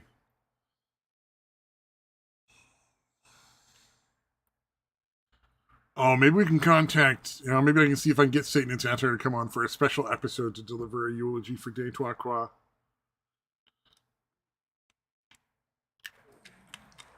I feel like that would be the best eulogy. It'd be like short and just be Satan and Satire going, well, he was fat and dumb, and I fucking hated him. And you just leave. So I feel that would be appropriate for this level of show.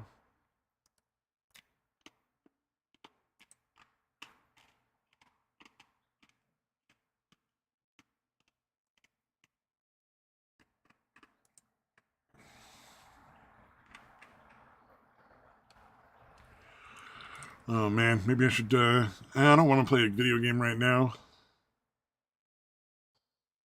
Because I'm lazy. Oh, he's disappeared from the call. They took him out. What do we do? I could always play a better, more entertaining podcast.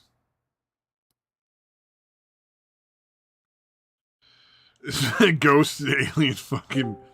Alright, I would pay good money to watch a fucking movie where aliens are abducting ghosts. That would be fucking amazing.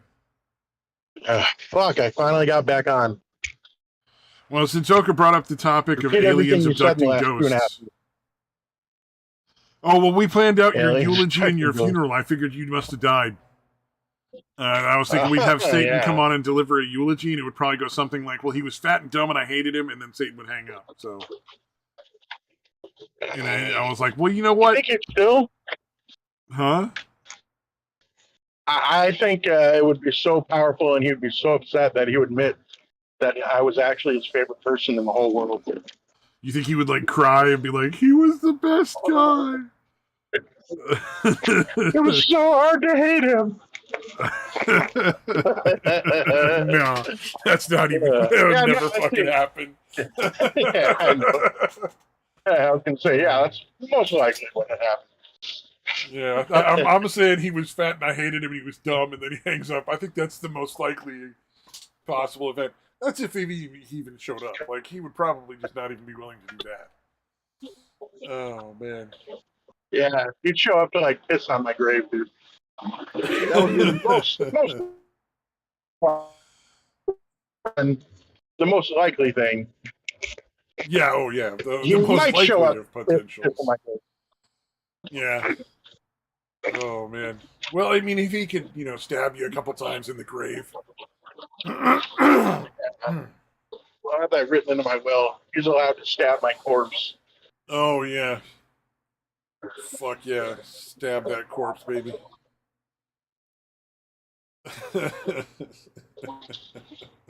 I mean, all the times he threatened to kill me, and he knows exactly where I live.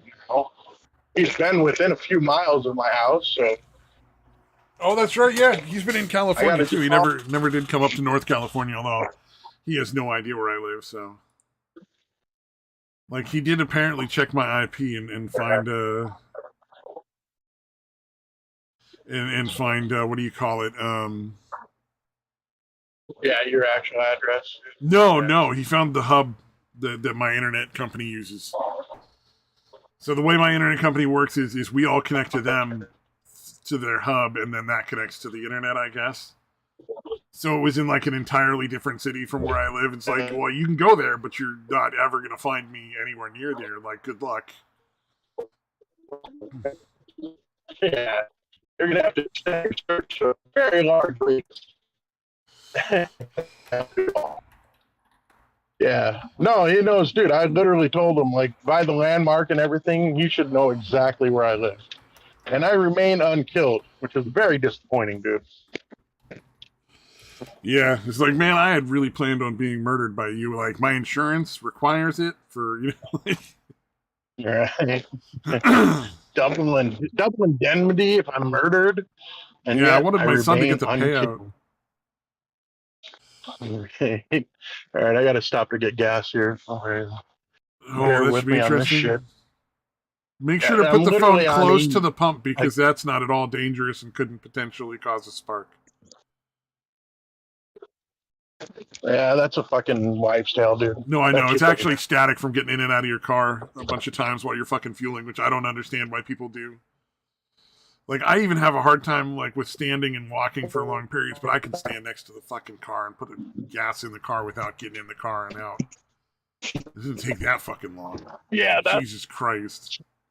Yeah, I don't even open the doors, dude, if I can help it. Yeah, no, I have to stand out there for, like, the 5 seconds it takes. And then a lot of times I'll take a minute and, clean the front and the back window with the little squeegee thing. Sometimes you get a buildup of, like, road dust if you don't wash your car enough, and I don't wash my car enough because I'm lazy fuck. Right, yeah. Yeah, this truck I drive ain't worth cleaning anyway, so fuck it. Old beat up motherfucker. All right, hold on. I think it's my turn. No, don't fucking close. No, I almost closed out of everything when I put this thing in my pocket. Oh, that would have been unfortunate. Now you won't be looking like the lunatic who's talking into fucking thin air. You're gassing up your car, you look like a lunatic. Oh, you know what? There was a few times when I was fucking working at the gas station, we had people go out and smoke, like, by the fucking gas station pumps while they were pumping gas. That was always like you put your fucking cigarette out or I'll hit you with the fire extinguisher. Like, I will fucking pull the pin and extinguish your cigarette in your mouth with the extinguisher, buddy. The really nice thing about that is we had cops there all the time, so they definitely would have backed us up because they like getting their free coffee.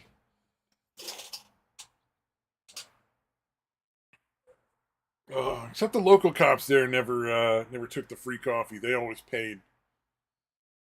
It was weird.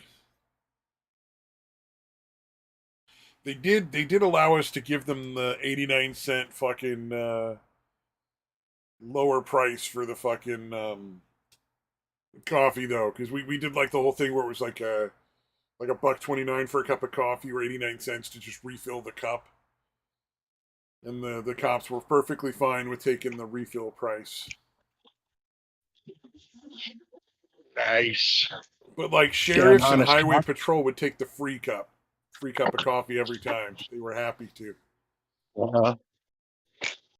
Yeah, I think it's because the local cops from that city had there was a contract between the cops and the gas station company that they all filled their gas tanks there. So, we're back to the roboting thing. You know what? It definitely is the phone. The phone is the robot. The robot culprit, dude. All right, bear with me, man. It might just because I'm actually pumping the gas right now, so it's probably all kinds of shit blocking. You go in and out. Like, now you're fine. It was just for a second there you were out. I'm just saying, I think that we could probably nail it down at this point to the phone, though. Yeah, or the shitty internet. Yeah, true. It's probably a combination. Nothing that I'm using or connecting with is optimized at all. So. Yeah. I'm talking about getting like a 3070, and your computer probably runs like graphics off of the fucking processor. You know, like. Right. I hear you. Makes sense. Like, I doubt they have a graphics card running there at all. Yeah, it seems unlikely. Where did I put my keys? Oh, there they are. All right. All right, get the fuck out of here.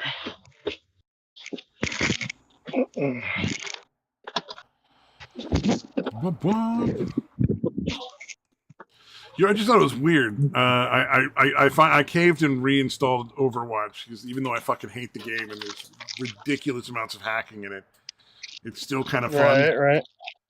And I just realized like I have terrible aim, yet Hanzo is one of the characters I play the most, which is weird because he's an archer and he's all about aim. Like right. Nice. It's weird. I should start playing more Junkrat. Because his shit just explodes. Like, as long as it's somewhere near them, like, they'll take some damage at least. And you're just launching grenades all over the place, essentially.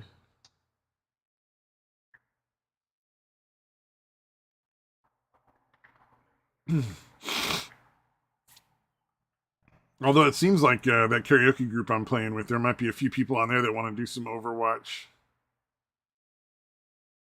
So that might be kind of fun. Actually having a team I can communicate with in an FPS game. Because I don't know if anybody... well, I'm going to assume Daytwa never plays it, but I don't know if anybody that's watching, Sensoka being the only person that's watching, ever plays Overwatch. But like in the quick play, like nobody ever fucking talks. Like it don't matter what you do. Like you might get 1 out of like 10 games with people that are verbal.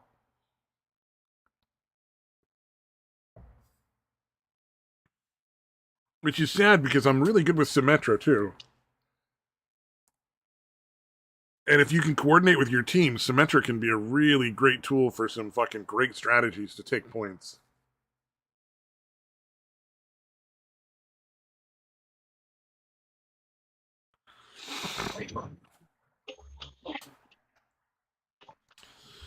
Fun times.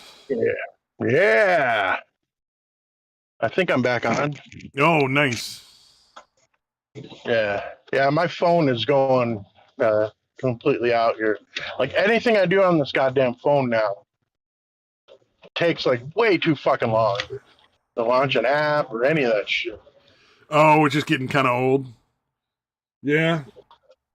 I'm pretty happy with my phone. I should Yeah. probably check my phone to see if I've got a bunch of calls.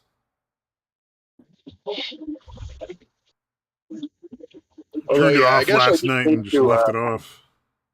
I've got a shitload of like pictures and videos that I should probably clear out. I Oh, think I yeah. took a lot of the fucking memory, so that's probably a big part of it too. Like when I was when I went up to the time I had to fly up to drive my mom back, my brother had this fucking stroke or whatever, and they're on vacation. I took a shitload of pictures, because we went basically. When I flew into Oregon, we went up to Washington, and then we drove down to Northern California and fucking back. So I got a shitload of pictures of all the, redwood trees, other shit. Then I should probably move to a computer or just delete them. Yeah. Probably a good idea. Put them on your laptop from 1987. Hey, fuck it, man. Thing's still going strong. You know what? That's a fair point. It still works. I mean, hard to fucking argue with that. Like, it does function. Yeah, not optimally or anything, but whatever. Yeah. From what I've heard, each Windows version seems to be worse than the last. Yeah, true. I'm trying to keep off of Windows 11 as much as I can. Sadly, though, I think the PC I bought is going to be Windows 11. Oh, can't wait to use this new power strip that I'm buying. Six USB ports, so I can set up to like charge shit without having to plug it into my computer really easily. And then fucking 22 AC outlets. God damn. It's got on one strip?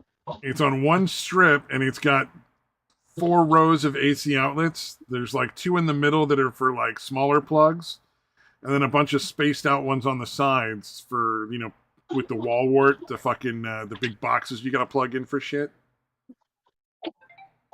Yeah. Yeah, you so need that many plugs, dude? Over time, I have gained a lot of fucking stuff that gets plugged in to power strips. And the outlets on my walls aren't super accessible, so it's not just like my computer that takes it up. It's like all of my stuff is in 2 different power strips in the room.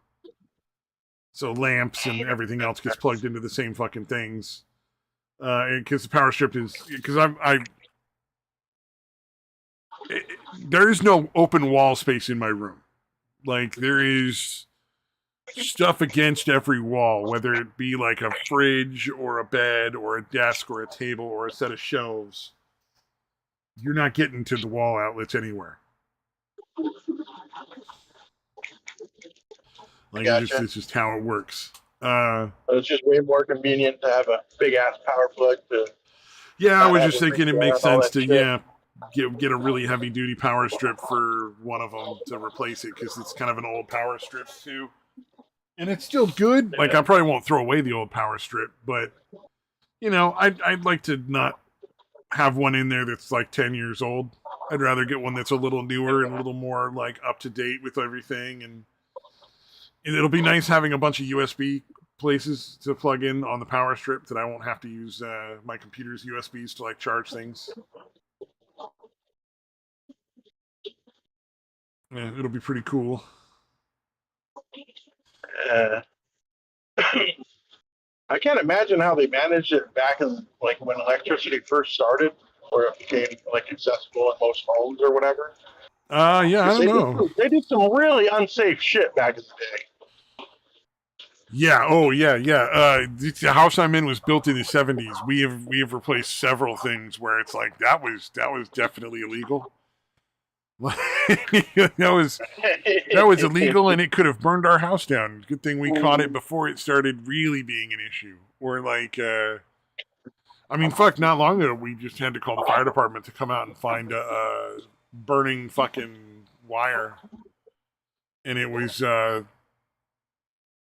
probably, 60 or 70-year-old fluorescent light fixture in the garage that was like plugged in and hanging from some chains. It's fucking nuts, dude. Yeah, so we got rid of that thing, just threw it away, because, obviously you don't want to fucking keep that. That'd be, absolutely fucking nuts. But yeah, I remember reading, like, people would, like, cover, like, live wires with, like, cloth and shit. They, like, wrap them up in cloth. Yeah, it's fucking nuts, dude. Or run them through, like, fucking metal pipes. There's a lot of fucking wiring through copper pipes in my house. Oh, goddamn, dude. Yeah, I think the standard now is to use, like, PVC piping to run it through a pipe if you can't run it through the walls. Yeah, and the wall and the fucking wires themselves are actually insulated with fucking, rubber or whatever the fuck they use, plastic. Yeah. The wires are definitely insulated. When we first moved in here, we had a dishwasher that rolled away from the sink, rolled back and forth. So like, it wasn't under the counter like most dishwashers. You literally would, like, it was like a floating island. You would just roll it over to the fucking sink, hook up a hose to the faucet, turn on the faucet, plug in the dishwasher and run it. Yeah. Interesting. It was real weird. And clearly from like the 80s or the 90s. But it got to a point where if you were touching the handle of the dishwasher and the top of the stove that was metal, you'd zap the shit out of yourself. Damn, dude. And we didn't know that was a problem until somebody did it by accident. It just happened to be, touching both at the same time. I think they were getting ready to get like a pan and put it in the dishwasher or something, but the dishwasher was all plugged in and ready to go, and they were just grabbing one last thing, and it zapped them, and they were like, Jesus fucking no. We got to get rid of this thing. Fuck. Yeah, so we were without a dishwasher for quite a while, but that's not really that hard to do. Like, hand washing dishes is not a real difficult chore. It's very, very easy stuff. Easy, especially if you have two sinks. Or like the split basin sink where it's two different basins. Yeah, that's always the way to go. There's one I've seen that I always fucking laugh when I see in people that build their vans for like living in. They'll put in a sink that's like 7 inches across. Right? And you're just like, you're not cleaning any of your pots and pans in that sink, you retard. Like, that's just not going to work. You need a minimum foot-wide sink to fit in most pots and pans. I guess you could pour the water into the bigger pots and pans. That's a fucking pain in the ass, dude. All I know is you're definitely not fitting them in those sinks. Outside. Yeah. You have to literally get water from the sink, put it in there, go outside because you don't want to scrub it inside. Oh yeah. You can do that definitely. Like, that's the way I would do it. But then again, like, I'm gonna, if I get it once I finally saved up enough money and get a van, I'll just buy one of those collapsible sinks. I'm not gonna put a sink and running water in my van. That's dumb. Yeah. You're just asking for serious issues. I'll get like a fucking one you pump up and then build the pressure and use, or like one that you hook it up to like a battery and it'll run a little electric pump for you. But it'll just be like one of those collapsible sinks that you just set up on the fucking table outside of when you're camping.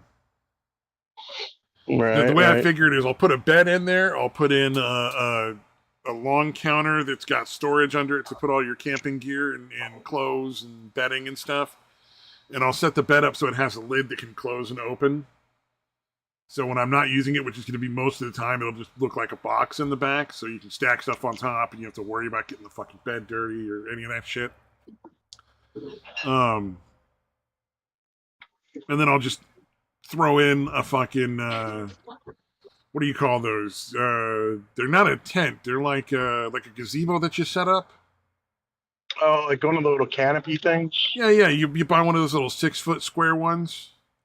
Yeah. Throw that out there. You can cover, your picnic table area and like a little area to chill and sit with your fucking chair and your fucking, folding camp chair and your footstool and shit to like kick back and read a book or whatever in the shade. And then just, set up the camping table with all your like cooking gear and your like, sink and everything so you can just deal with it there. So you're not trying to like fucking... Because I imagine if you cooked in your van all the time, like I guess if you lived there, you'd get used to it. But like, wouldn't your van start to fucking reek of like weird food smells after a while? Like, Yeah.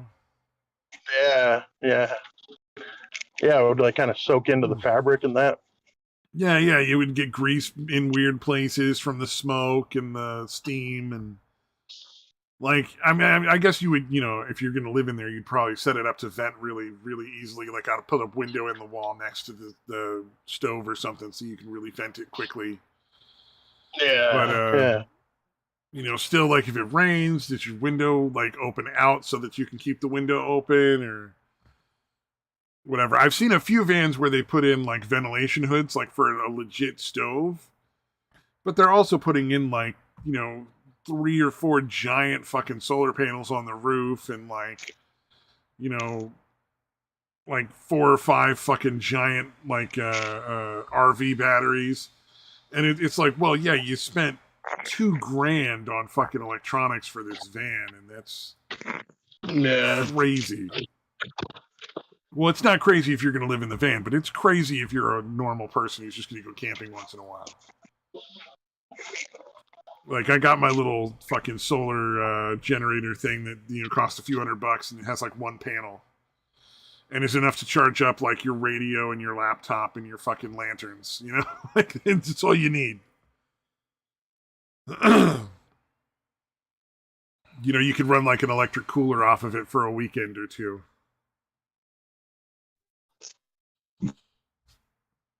So that you can have your cooler with all your meat and your milk and eggs and stuff without having to have a bunch of ice.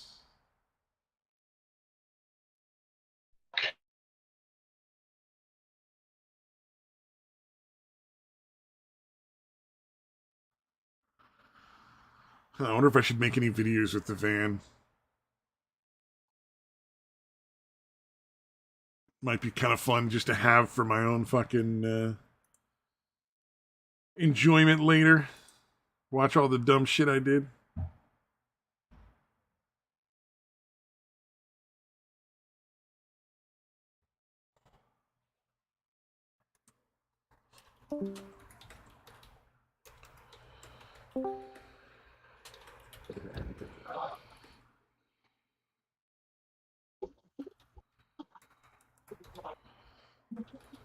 All right, how about now? Can you hear me now?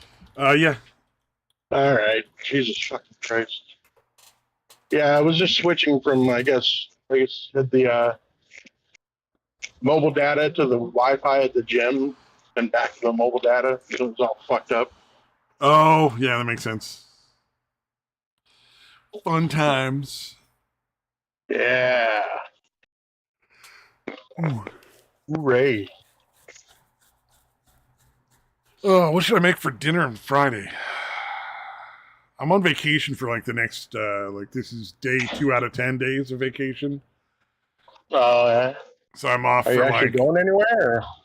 No, I just needed to use the hours, and I wanted some extra time off for my birthday and just to kind of like recover from working that 10 straight days.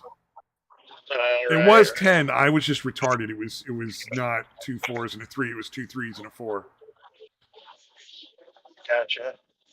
But it's still, fucking giant fucking paycheck from it.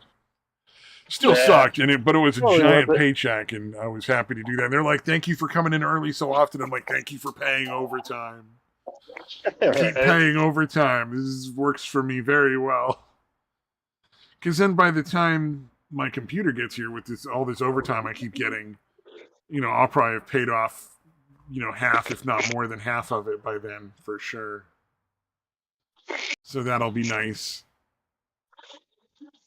Yeah. Oh man. Yeah, it looks like there's a bunch of people in my karaoke group that are going to be into Overwatch. Get a whole team going, dude. It'll be interesting playing the game while actually talking to your teammates, because I play quick play all the time and almost nobody ever talks. I've tried it once or twice, but Jesus, like nobody ever says a goddamn thing back. Or you might get somebody who won't shut up and they just insult the whole team and tell you you're all dog shit. That sounds fun. Oh yeah. Well, I mean, you're playing a game where mostly there's a lot of kids, you know. I'm sure there's plenty of like people in their 20s, but like there's a lot of little kids, and they'll won't hesitate to shriek at you on the running their fucking mouths. Yeah, run their mouths. Oh man, the little edgy kids. Yes, the edgy kids. God. That's always going to remind me of that one party I went to with the guys. There was a bunch of fucking underage people there. We were like, we gotta fucking go. the one edgy girl, when me and my friend were sitting there chatting, I'm like, man, these are all a bunch of kids. Look at this. This is not a cool place. And there's this fucking obviously 16-year-old girl going like, yeah, I know, they're all so young. Shut the fuck up. You know you're you're so obviously 16. Like, just shut up. Oh, that was so funny. She had the whole edgy sort of goth princess thing going too. It was like, no, I will pass. I'm just gonna go somewhere else. Stay where you are, lady. Oh man. We peppered the shit out of some dude's car with a bunch of fucking gravel spray from the tires too. Because it was way out in the fucking middle of nowhere, and we had to park in this field because they wouldn't let us park where we were parked, clearly out of the way, but, you know, it's not a four-wheel drive truck, so we could get back out of there if we needed to. And, we had to fucking spin the tires for a minute or so to just dig deep enough to get, like, purchase. God damn, dude. And, there was a whole lot of gravel there, and we could just hear it just impacting this car. Spraying all the fucking cars. Just spraying all the fucking cars in front of us. Because we showed up a little late for even the late people, and they were all parked there already. Nobody knew any of us, so we're not at all worried. They're never gonna, we weren't worried they were ever gonna figure out who did it, but I'm sure there were a lot of people that went out of their trucks and just saw fucking pock marks all across. We're absolutely livid. Yeah, that's what they get. Fuck them. I don't know what they did specifically, but fuck them. Yeah, anyway. I'm sure they deserved it. Well, some guy got drugged there because I assume somebody went fishing. I don't know if you know what fishing is, but it's the most likely explanation. Apparently, there's a lot of people that will. Oh, I couldn't hear you. Sorry. I said I know what regular fishing is, but if it's some kind of euphemism. Oh, so fishing at like a party is you know the scumbags that'll try to drop a roofie on someone. Oh, okay. They'll just drop a bunch in various cups that are unattended and hope for somebody to get hit with it that they want. So they'll go on a fishing expedition. Yeah, so we assumed somebody was on a fishing expedition because somebody got drugged, and it was clearly like just some random dude who didn't, nobody was trying to like take advantage of. And so the hostess of the party was like, if this happens again, I'm going to start throwing people out. It's like, and I'm just looking around like there's probably, a good 60 people in this one fucking tiny farmhouse out in the middle of nowhere. Just everywhere. Like they all fill the backyards full. Like there's nowhere to sit anywhere in the place. And it's just like, yeah, no, good luck with that, little one. Like, I don't think they're gonna leave. Right. That was what finally like convinced my one friend. Huh? Did I call the Yeah, it's like, cops? what are they going to? No, I'm saying, Oh yeah, what what would are they she gonna do? do? Well, she could. The cops would show up, but she'd get arrested too. I'm sure. Oh, her parents threw the party. Like her parents were the ones that were like, "Oh no, you can just have a party. We'll provide the alcohol for you and your friends." And then a lot more than her friends showed up. Like fucking kids. Like me and my buddy were like mid to late 20s. I want to say at the time, like 27, 28. And then like the guy that invited us was like 22, 23 years old. And like half the party was like high school kids, and the other half were like a bunch of college kids, and it was just like, what the fuck is going on? How to word it out to these people we don't know? Yeah, I had figured it would be like a young college kid age party, so I'd be a little older than like most of them, but not like weird older. Yeah, right. I'd be the guy who'd just be like, I'll just keep an eye on everything and make sure it doesn't get too out of hand, kind of thing. But no, it was too late for that. Fuck. Yeah, we just we did the best thing. Just get the fuck out. Like just fucking leave. Because I've been to some crazy parties where it was a lot of fun, and I would absolutely never have left. But like that was one of those ones where it was crazy, and it was just like this is gonna end badly. Like you just when you just smell that the cops are gonna show up at a place and somebody's gonna get arrested. Oh, I think he cut out again.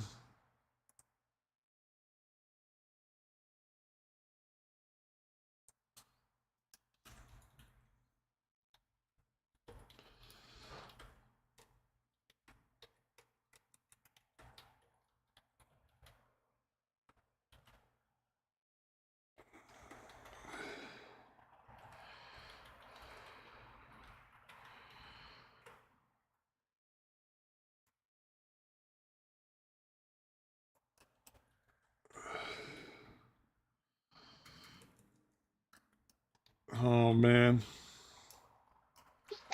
All right, yeah. Give me just a second, man. He's supposed to go back to his mom's, but I don't think they left the door unlocked or whatever. So. Oh yeah. Gotta figure out whatever's going on there. Yeah. I'm chatting up with some of the people who play Overwatch on the other Discord, typing some stuff in. Right on. Yeah, it looks like there might actually be enough for like most, if not a whole, like 6 people playing together. Like that'd be pretty cool. Have a whole Overwatch team.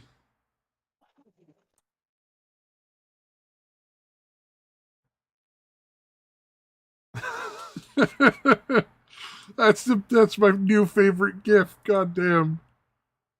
Oh, I gotta put that one in there. That's fucking amazing.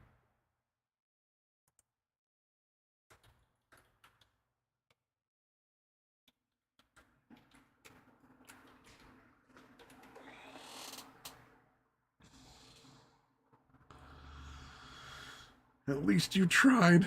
All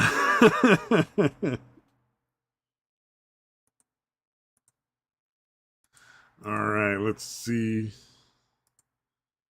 Oh, is there anything else going on in the news right now? I don't know that there is.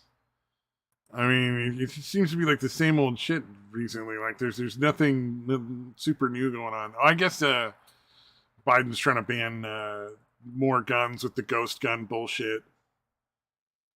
Yeah, it's just, people are just making guns out of parts. That's evil. Not that people are taking guns and just filing off the fucking serial numbers because it's easier to keep people from identifying and linking them between multiple crimes. And takes like 2 seconds in a file. Yeah. Fucking ghost gun bullshit. I know what you're talking about. It sounds illegal, dude. So, Biden wants to ban more guns. and they're using the so-called ghost guns to justify it.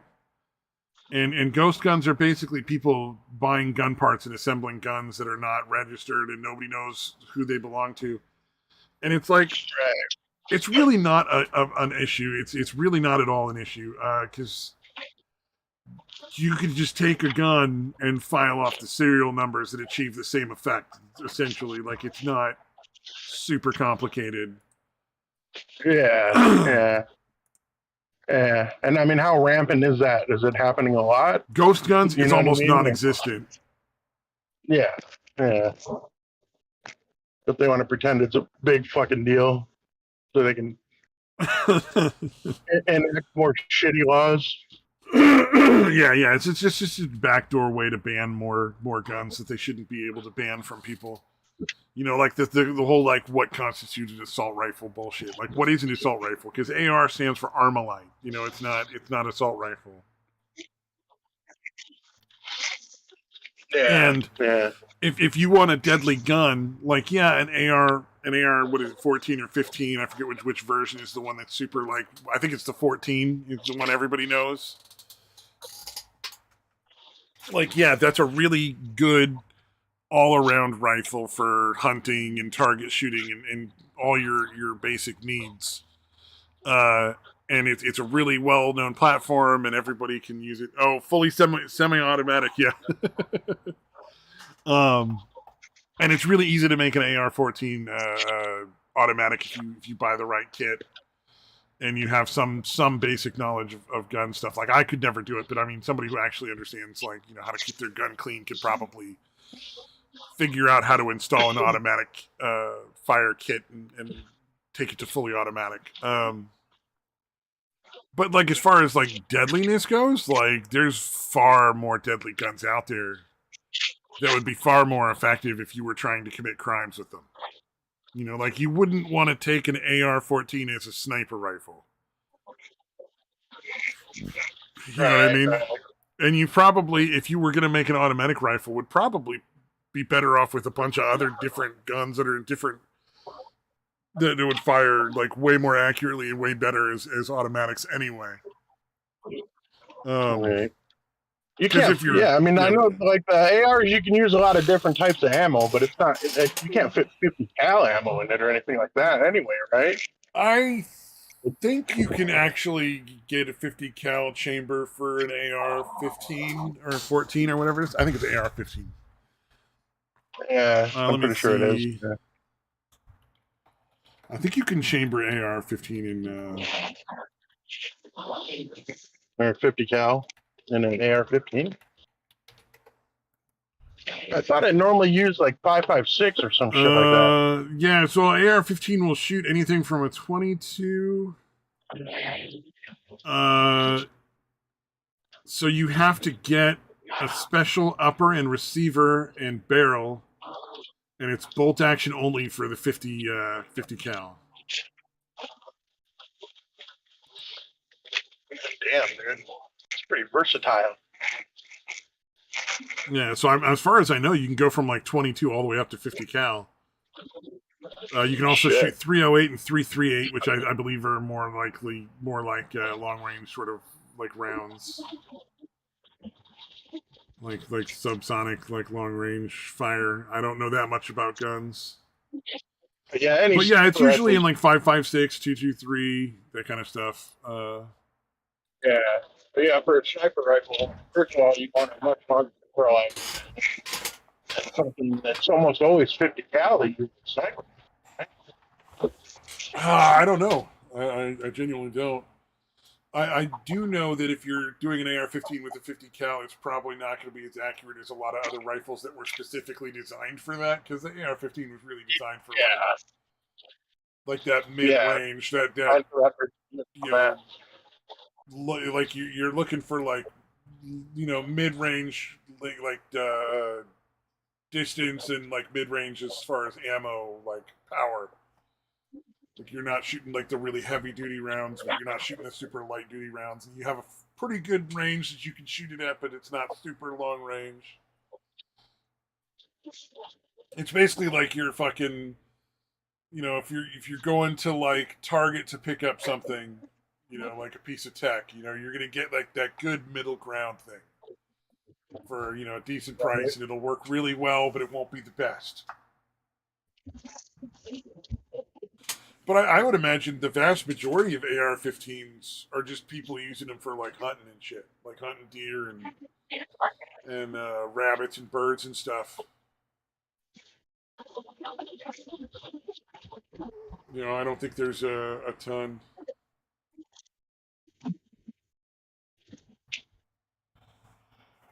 of criminals using them. Although some of the fucking things they can do to AR-15s are fucking amazing. Like they turn them into like machine pistols, and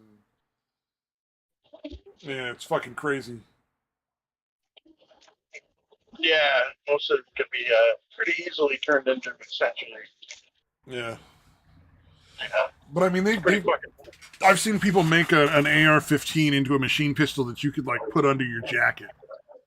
Like it's small enough that you could fit it in a coat and then like pull it out and just fucking spray people with like 30 rounds at like fully automatic fire. Yes, a lot of people do buy guns because they look cool. AR-15s do look really nice. They are a really nice looking gun. But like if I were gonna buy a gun to fucking for self-defense anyway, I would personally go with the 12 gauge pump action shotgun. Yeah, very effective at close range. Well, extremely effective at close range. I'm not a marksman, and granted, the fucking spray it doesn't spread that far apart. But if you put in some birdshot and you're fucking shooting somebody in your house, like that's gonna fucking stop somebody. Yeah, yeah. And with the birdshot, at least you have a better chance of hitting the person and less chance of it going through the walls and killing a neighbor, you know? Yeah, yeah. Yeah, especially birdshot. It's going to be stopped pretty fucking effectively. Yeah. Or you could get buckshot. It doesn't Did you hear have to about be birdshot. Dude, there's apparently some kid in, I think it was somewhere in LA, literally got hit by a stray bullet, but it hit his gaming headset. And the fucking, obviously the gaming headset blew up or whatever, or got fucked up. Oh, but damn. The fucking gaming headset literally saved his fucking life, dude. Damn, that had to be a fucking scary moment. Like, in the moment, like, it's like nothing really gets you, but, like, I'm sure, like, 2 seconds after he figured out what happened, he was just shaking and like, oh, fucking Christ. Yeah, that would have to be terrifying in the moment. Because, yeah, obviously you don't know what the fuck happened for, you know, a pretty good stretch of time, dude. Yeah, you're like, my gaming set just blew the fuck up. Like, I'm pissed. My headset just fucking exploded. Yeah. It's fucking nuts, dude.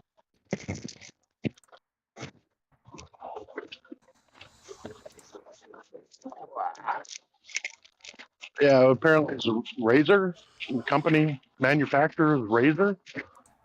Oh, yeah. They did a cell phone. That was like a big cell phone brand when they still had flip phones. It's the fucking Motorola Razer.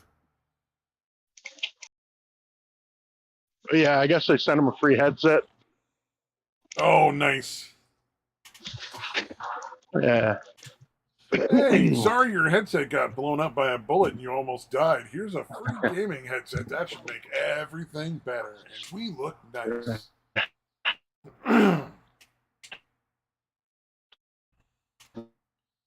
Oh, I'm looking forward to dinner tonight. We got Swedish meatballs coming up.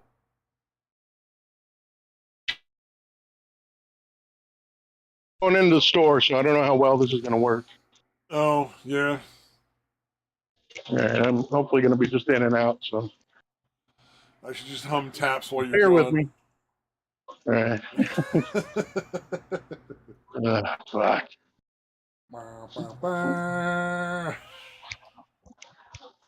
No, I'm not gonna do that. That's too much of a commitment. Oh, he's gonna buy his cancer sticks too, I'm sure. And I a already bought candy them. bar. And a 40 of malt liquor. Hopefully they're out of the mini. They're out of like 80s cliches. The Cadbury mini eggs. Oh, the Cadbury mini eggs. Hopefully they're out of those. Dude. Oh, I haven't had any of those this year. I'm going Easter candy free this year. Fuck it, I'm not going to get any Easter candy. No candy for me for like a couple of months at least. Yeah, I should be doing that because I've eaten way too many of those fucking mini eggs already. Oh, my sister bought 4 big bags of M&Ms. They're not like the regular, like just you buy a pack of M&Ms, and they're not like the king size. They're like they're big enough that they have their own little Ziploc thing. They're pretty massive. She got 4 of those because she was trying to get the M&M minis, the little teeny tiny ones. So she gave them to my brother, and he's gone through like 3 bags in like 2 days. 2 or 3 days. It's like 3 giant bags of M&Ms, and I'm just like, man, I can't. Yeah, dude, that's how I am with those fucking mini eggs. I don't see any, so that's a good sign. All right. Thank you, universe. Oh, you know what I tried that was disturbingly good, and I'll never buy again because it was just too much like eating a bowl of candy. Is the Reese's Puffs, like the cereal? The breakfast cereal? Yeah, it was really good, but it was surprisingly close to just taking a bunch of Reese's peanut butter cups and putting milk on them. Like flavor wise, it was disturbingly similar, and it was like, well, this is really good, but entirely too sweet. Yeah, it was way too fucking sweet. Never like flavored ever sugar buy ball that again. Pretty much. Yeah, chocolate and fucking peanut butter flavored sugar balls. Yeah, I think as far as like children's cereals go, I like the cinnamon toast crunch, and I like the Captain Crunch Crunch Berries mixed with the peanut butter crunch. You gotta buy a box of each and like mix them up in the bowl so that they're all mixed up, and that's really good. Nice. But then the Captain Crunch are like self-limiting. Because any form of Captain Crunch, you can only eat so much because they just shred your fucking mouth. Yeah. So you buy like a box of that, and you're good for a few months, easy.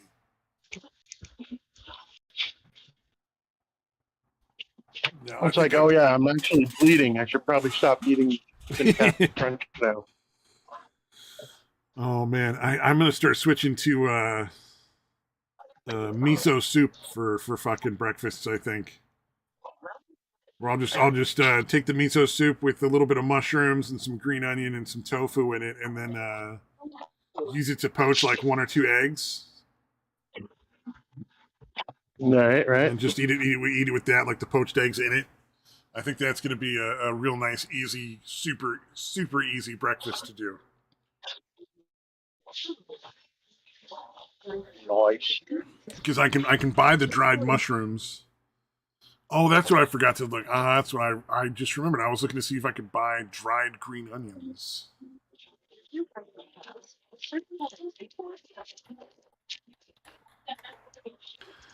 Because then I can just set up a big fucking a bunch of little bags of mix where all I got to do is get up in the morning, throw that in a fucking pot of water, get it to a simmer, and drop a couple eggs in, and I'm ready to go. Because that's what I like about cereal is it's like you pour a bowl and pour milk and you're fucking done. It's like 30 seconds, you've got a breakfast. Yeah. Nice and simple. Yeah, exactly. It's really nice.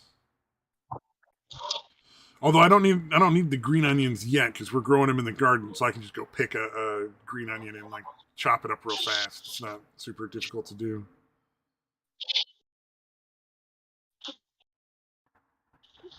Oh, that's not cool. It doesn't look like you get the whole onion necessarily when you buy the chopped green onions. It's like they only took the green part.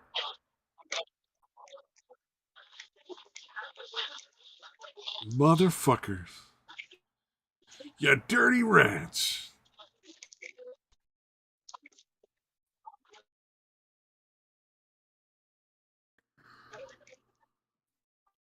Ugh, God damn, why am I so tired? I actually got a good night's sleep last night. Like, I had to wake up once to take a piss, but I got like almost 8 hours. Like, that's pretty good for me, man. I'm suddenly fucking yawning. It's not fair.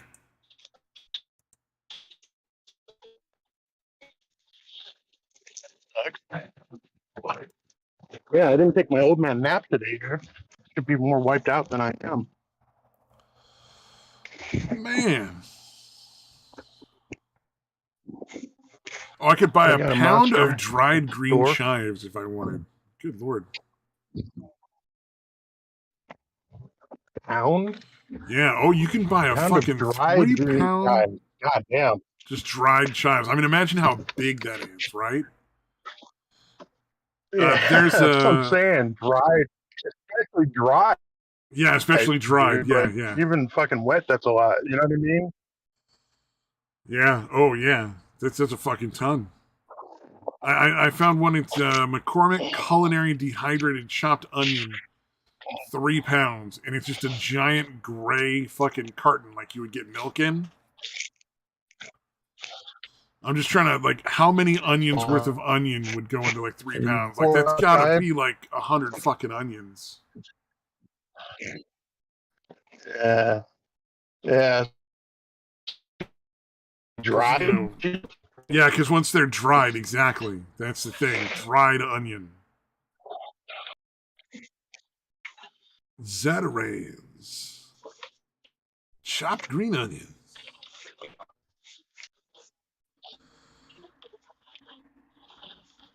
Yeah.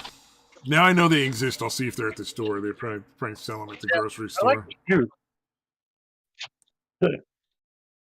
Like the green onion shoots, the actual green part is like they use that a lot in like Chinese food, right? Yeah, that and Japanese food too. Yeah. Any Asian cuisine, I suppose.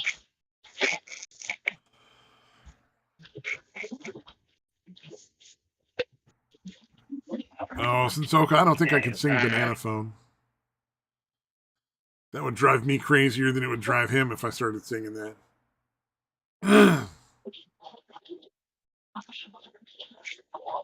Yeah, I think we would suddenly have a very bad connection. Oh, if I just started singing fucking irritating shit into the phone just to fucking mess with you? Yeah, that would be kind of irritating. Oh, you're breaking up. Oh, I am going to be participating in the next karaoke contest. They're doing another one, not this Friday, but next Friday. So I gotta Are they practice still trying to singing. do the duets? Or? No, it's not a duets because if it was duets, I wouldn't be involved. I will just not be involved in the duet stuff again, unless it's a case where I get to pick my own partner. If I can just go talk, like work with somebody and be like, "Hey, buddy, you and me, let's do it." Because I know people there that I'd be happy to work with, and I'm sure would actually show up and practice and work with you on getting a duet right. Yeah.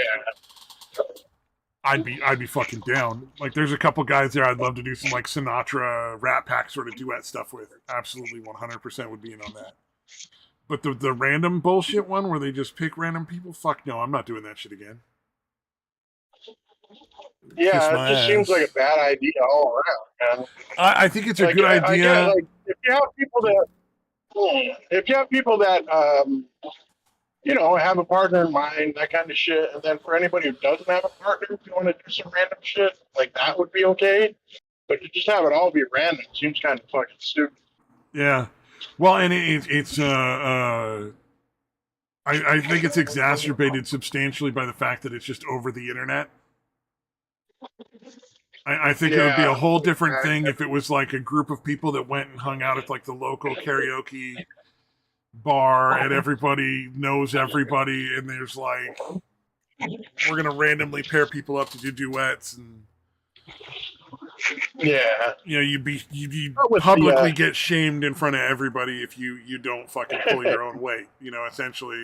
Whereas versus the internet, like they just don't even, it's like whatever, they can just not show up anymore and it doesn't really matter. There's no real problem for them.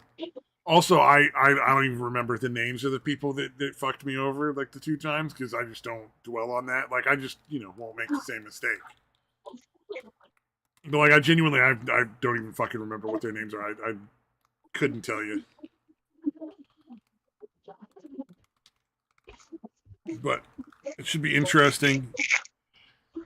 It's very nerve wracking, even though it's over the internet, to fucking get up and do that in the singing contest thing, because you don't want to suck. Like my mantra is not last place, not last place, not last place. Of course, then again, it's all really a popularity contest anyway, so I know I'm not going to win. Not that I would anyway, but like I've seen people who sing and sound like a fucking angel not get close to winning, and clearly they were much better than the person that won on a couple of occasions. Yeah. Although it's better than the other karaoke group that I participated in their contest a couple of times. And like fucking the votes were all in and somebody had won before the contest started on every occasion that I joined it. Jesus Christ, dude. So yeah, that's not a popularity contest at all. So I was looking at that one going like, the fuck? Well, this is kind of pointless. Like, I don't mind getting up on stage, and I don't expect to win, obviously. But what am I even going here for? If it's just like a group of, like, there's an in-group, and they just pick one of their friends to win every time? Like, nah, that's just not very fun. Yeah, that's pretty ridiculous. Like, why would you even have the polls open before the fucking thing starts? Yeah, I don't understand why they did that other than just to let their in-group pick people already. I did it for the most part because I like to participate, but I also like to really, hear like the amazing people who are like ridiculously good at singing, do their own take on a song. Yeah. Did I accuse them of voter suppression? No, since I did not accuse them of voter suppression. Voter fraud. I need addresses. Prove that they live at that address. No. I just got bored with participating because, like, if it's not a real contest, then you're not going to get that many really talented people who are going to want to participate. So, it takes a lot of the fun out of it. Oh, sorry, you roboted out on that last one. You must still be in the store. Fuck. Oh, now you're coming through. When you're complaining about roboting, then you come through almost all the time.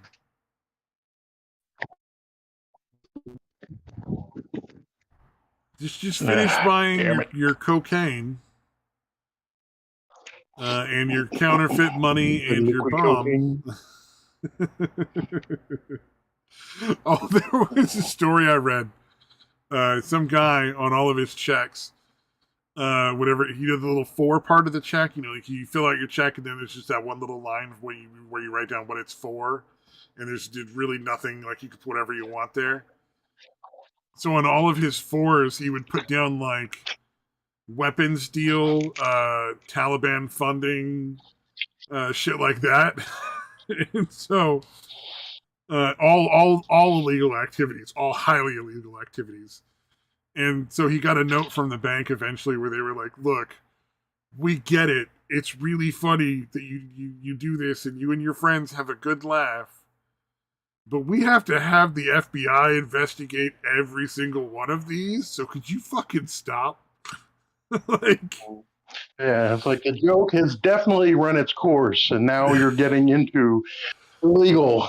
Like, we're going to have you arrested eventually. Oh, no, there was nothing they could do about it. The bank couldn't stop him. Because he hadn't done anything illegal, and there was never going to be legal repercussions for it, because you can write silly, dumb shit. But it was getting really fucking annoying. They have to report it every fucking time.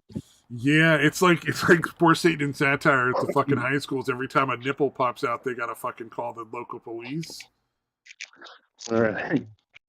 It's one of those things where like these girls are all a bunch of fucking skanks anyway, wearing like these micro fucking costumes. So a titty's gonna pop out in every single fucking contest. Oh man. Damn it. Fucking whores. I wonder. Yeah, I I'm wonder. surprised what they actually allowed to get away with. Like, even when there is a dress code of some sort. Well, I think a lot of that is the degradation of schoolers. You know, like they've just turned them into these like weird, creepy, sexual fucking things. You know. Yeah. Like Yeah. even when I was in high school, it was starting to get like a little fucking weird how risque they'd allow the girls to dress and Yeah, no, it was definitely like towards the end of my high school career where they definitely let them got away with wearing some very skimpy shit. Yeah. But then even compared to that, like the what they wear in high schools now compared to when I was a fucking kid, like none of those girls would have been able to stay in class. Yeah, even as what do you call it? Even as lax as it was, or like overly permissive. Yeah, it's nothing compared to what goes on nowadays. Oh yeah, you could girls can have those fucking super lowrider jeans where their underwear like sticking out the fucking top and shit like that. Like you had exposed underwear when I was in school, like you'd have been fucked. You'd have definitely had to go put on your gym clothes. Right.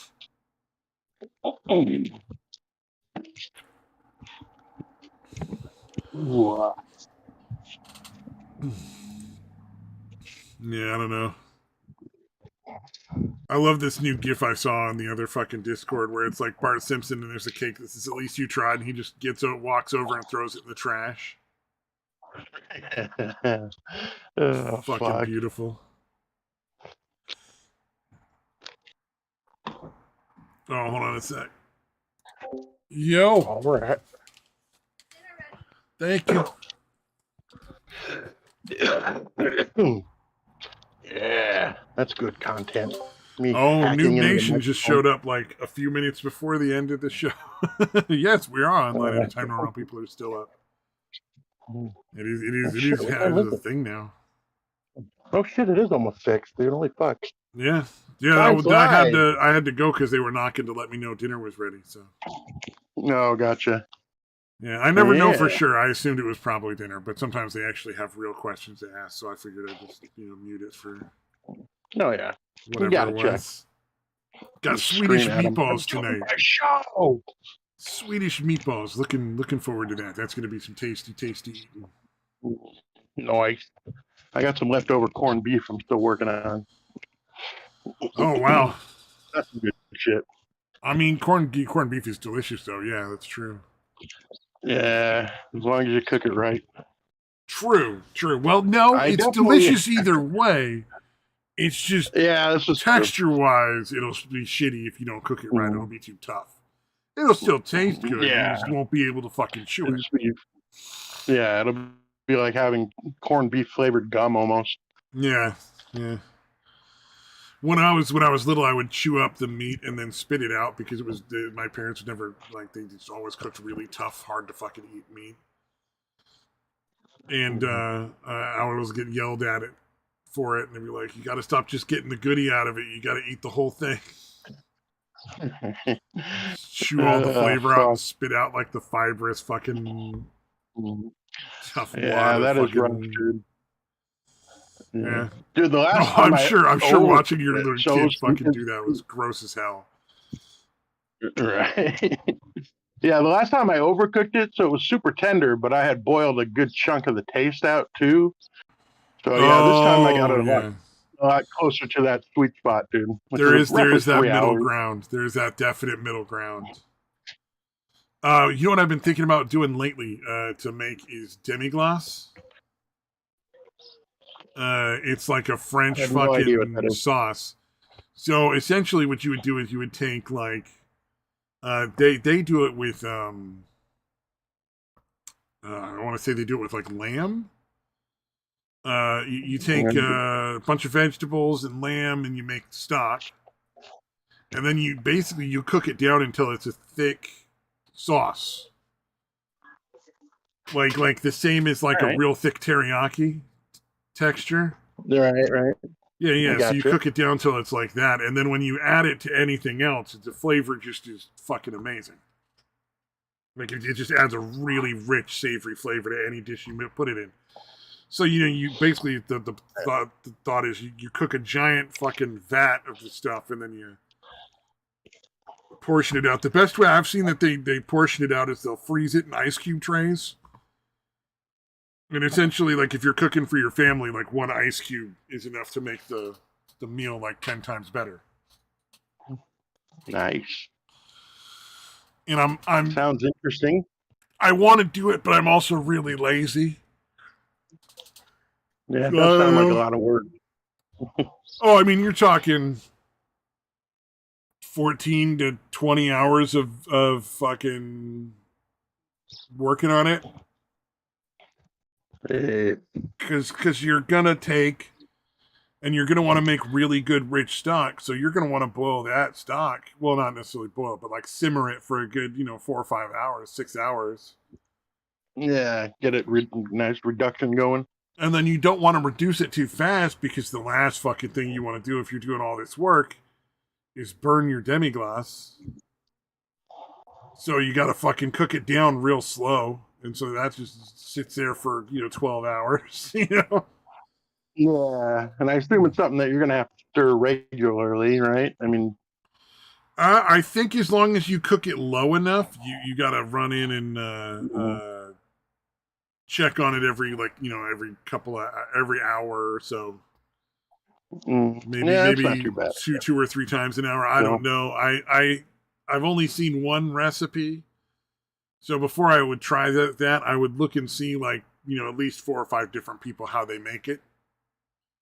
Yeah. Yeah. And so from what I understand... that's something you want to do. Yeah. Not something you just want to do. From what I understand, though, the ingredients are like... Because what they recommend is doing it with, like, lamb or calf is kind of a pain in the ass, and a lot of people have ethical issues with that. Yeah. Because you're cooking a baby animal down into stock. You can take a whole chicken and like a good 3 or 4 pounds of like beef plus bones and stuff. And you're not going to use any of the meat. You're going to literally cook all the flavor out of everything. Yeah. So, you're cooking like a vat of chicken and vegetables and meat, and that's the way to go for your stock. Will come out really, really similar to the original recipe, but chicken and beef, you can get cheap, shitty chicken and beef, and it'll work real great. Yeah, because you're just boiling the flavor out of it anyway. Yeah, you're not getting it for like the texture. You just want the flavor, and that's the texture is what you're paying for when you pay more money, I think, for meat. Because I've had cheap ribeyes and I've had expensive ribeyes, and the only difference is always in the tenderness. It's never in the flavor.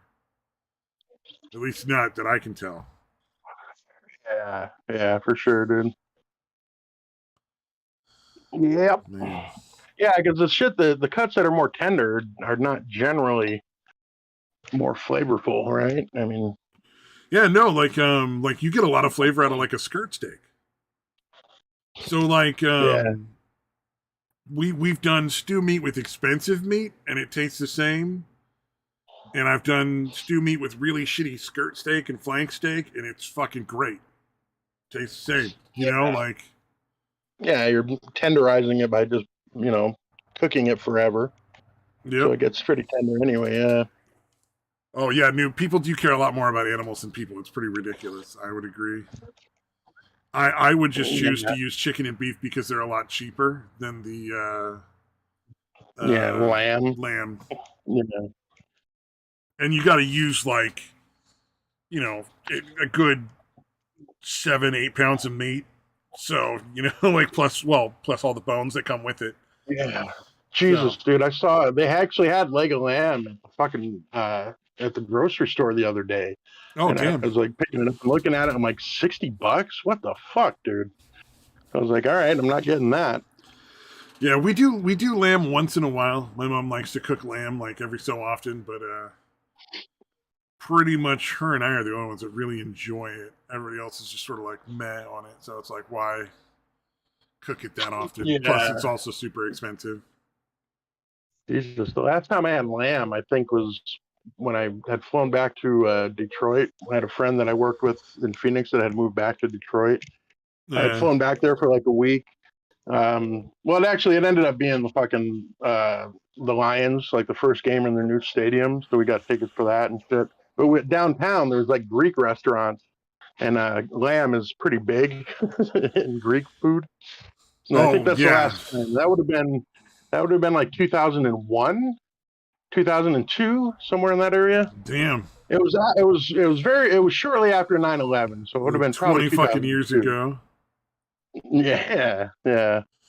2002, 20 years ago. So yeah, I don't think I've had lamb since then, dude. Damn. I definitely enjoyed it. It was definitely good shit. Yeah, I'd say we have it like once or twice a year, about. Yeah, I bought a fucking turkey. It was like a 13-pound turkey or 14-pound turkey. It was only like $10. Damn. Oh yeah, I mean I haven't cooked it yet. It's still frozen. Yeah, but that's still a whole turkey for $10. That's like yeah, like 4 meals altogether. If you wanted to really parse it out. Yeah, like I said, it wasn't a huge one. Like we'd normally get like a 20 to a 22-pound turkey for like Thanksgiving.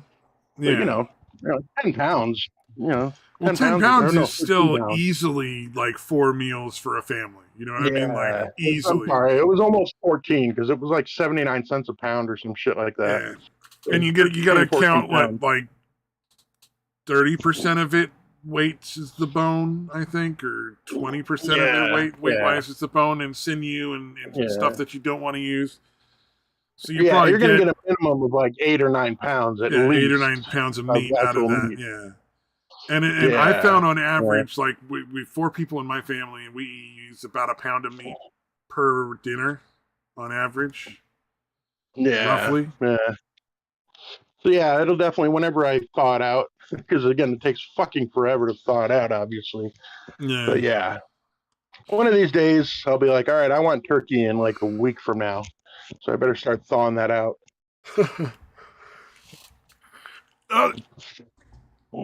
Turkey is one of those things that's underrated. It's weird that we don't eat it more often because it's turkey, dude. It's a little bit leaner than chicken, but it's got so much good flavor in it, and it's good in so many different like casseroles. It's like weird that we don't eat it a lot more often. And hey, you know what? Yeah. I will never not want to eat regular, hamburger in beef hamburgers and cheeseburgers. But man, a turkey burger, the flavor is so much better than a regular beef burger. I'm sorry. Yeah, it way just fucking leaner usually too. It doesn't need all the fat, better. Dude. Yeah. And again, it doesn't take all because again, with a hamburger, like you don't really want super lean beef because you're, Oh yeah. You want like a 20/80 for a hamburger or a cheeseburger. Yeah. Yeah. And with turkey, it's like you said, super lean, but it's still a lot of fucking flavor. Yeah, I don't know what it is, but man, especially if you can get like the turkey burgers where they mix light and dark meat together instead of just doing all light or all dark. Oh yeah. That's when it's like fucking amazing. It's like, oh, this is so much better than any cheeseburger I've ever had. But you still are gonna want to eat a cheeseburger or a burger now and again anyway. Yeah. But turkey does kick ass. It makes me really sad that I never got a chance to try a murder burger before they closed that restaurant down that was in my area. Oh, yeah. The ones made out of ostrich, because I'm like, man, I wonder if that was like just fucking amazing. Yeah. That would suck, though, if it was amazing and you couldn't get it anymore. So maybe I'm better off having never had it. Yeah, maybe. Yeah. I'm just trying to put a positive spin on it. I suppose if you want ostrich, there are places to get ostrich. I would love to try an ostrich egg, too. Yeah, actually, there's an ostrich farm like between here and Tucson. I forgot all about it. It's like right off the fucking freeway. Oh, that sounds kind of cool. I wonder if I get an ostrich egg. Get an ostrich egg and take it home. I don't know if I don't know why they wouldn't. Although There's it'd probably be hard to try to sell fucking... a dozen of them. Imagine a container for a dozen ostrich eggs. Yeah. There's a fucking... So you know the kiwi birds in New Zealand? Like, I was just thinking about this. Yeah, the little kiwi birds, yeah. Their eggs are almost half their size. Holy shit, dude. That's fucking crazy. How the fuck do they pass that through their weird cloaca thing? I have no idea, but I'm showing... I'm loading a skeleton picture of one with an egg anin to give you like a... Right, dude. That's unreal, man. Right? I fucking... There's this black dude that does like a animal facts videos. Like he just always does like these cool animal facts, but he delivers them in a much more like normal way. It's not all like the weird scientific language. And they're great. And that's where I learned this one. I just thought about that because I was thinking about getting the ostrich egg, and I'm like, oh, those fucking kiwis have their giant fucking eggs. Yeah, and that's a pretty small fucking bird, dude. That's crazy. Yeah, it's fucking crazy. It's almost the size of an ostrich egg, but it's the fucking size of a kiwi. All right. And on that note, ladies and gentlemen, it's been about... it is that time to fucking call it a day. So yeah, if you stuck around, we appreciate it. And bye-bye.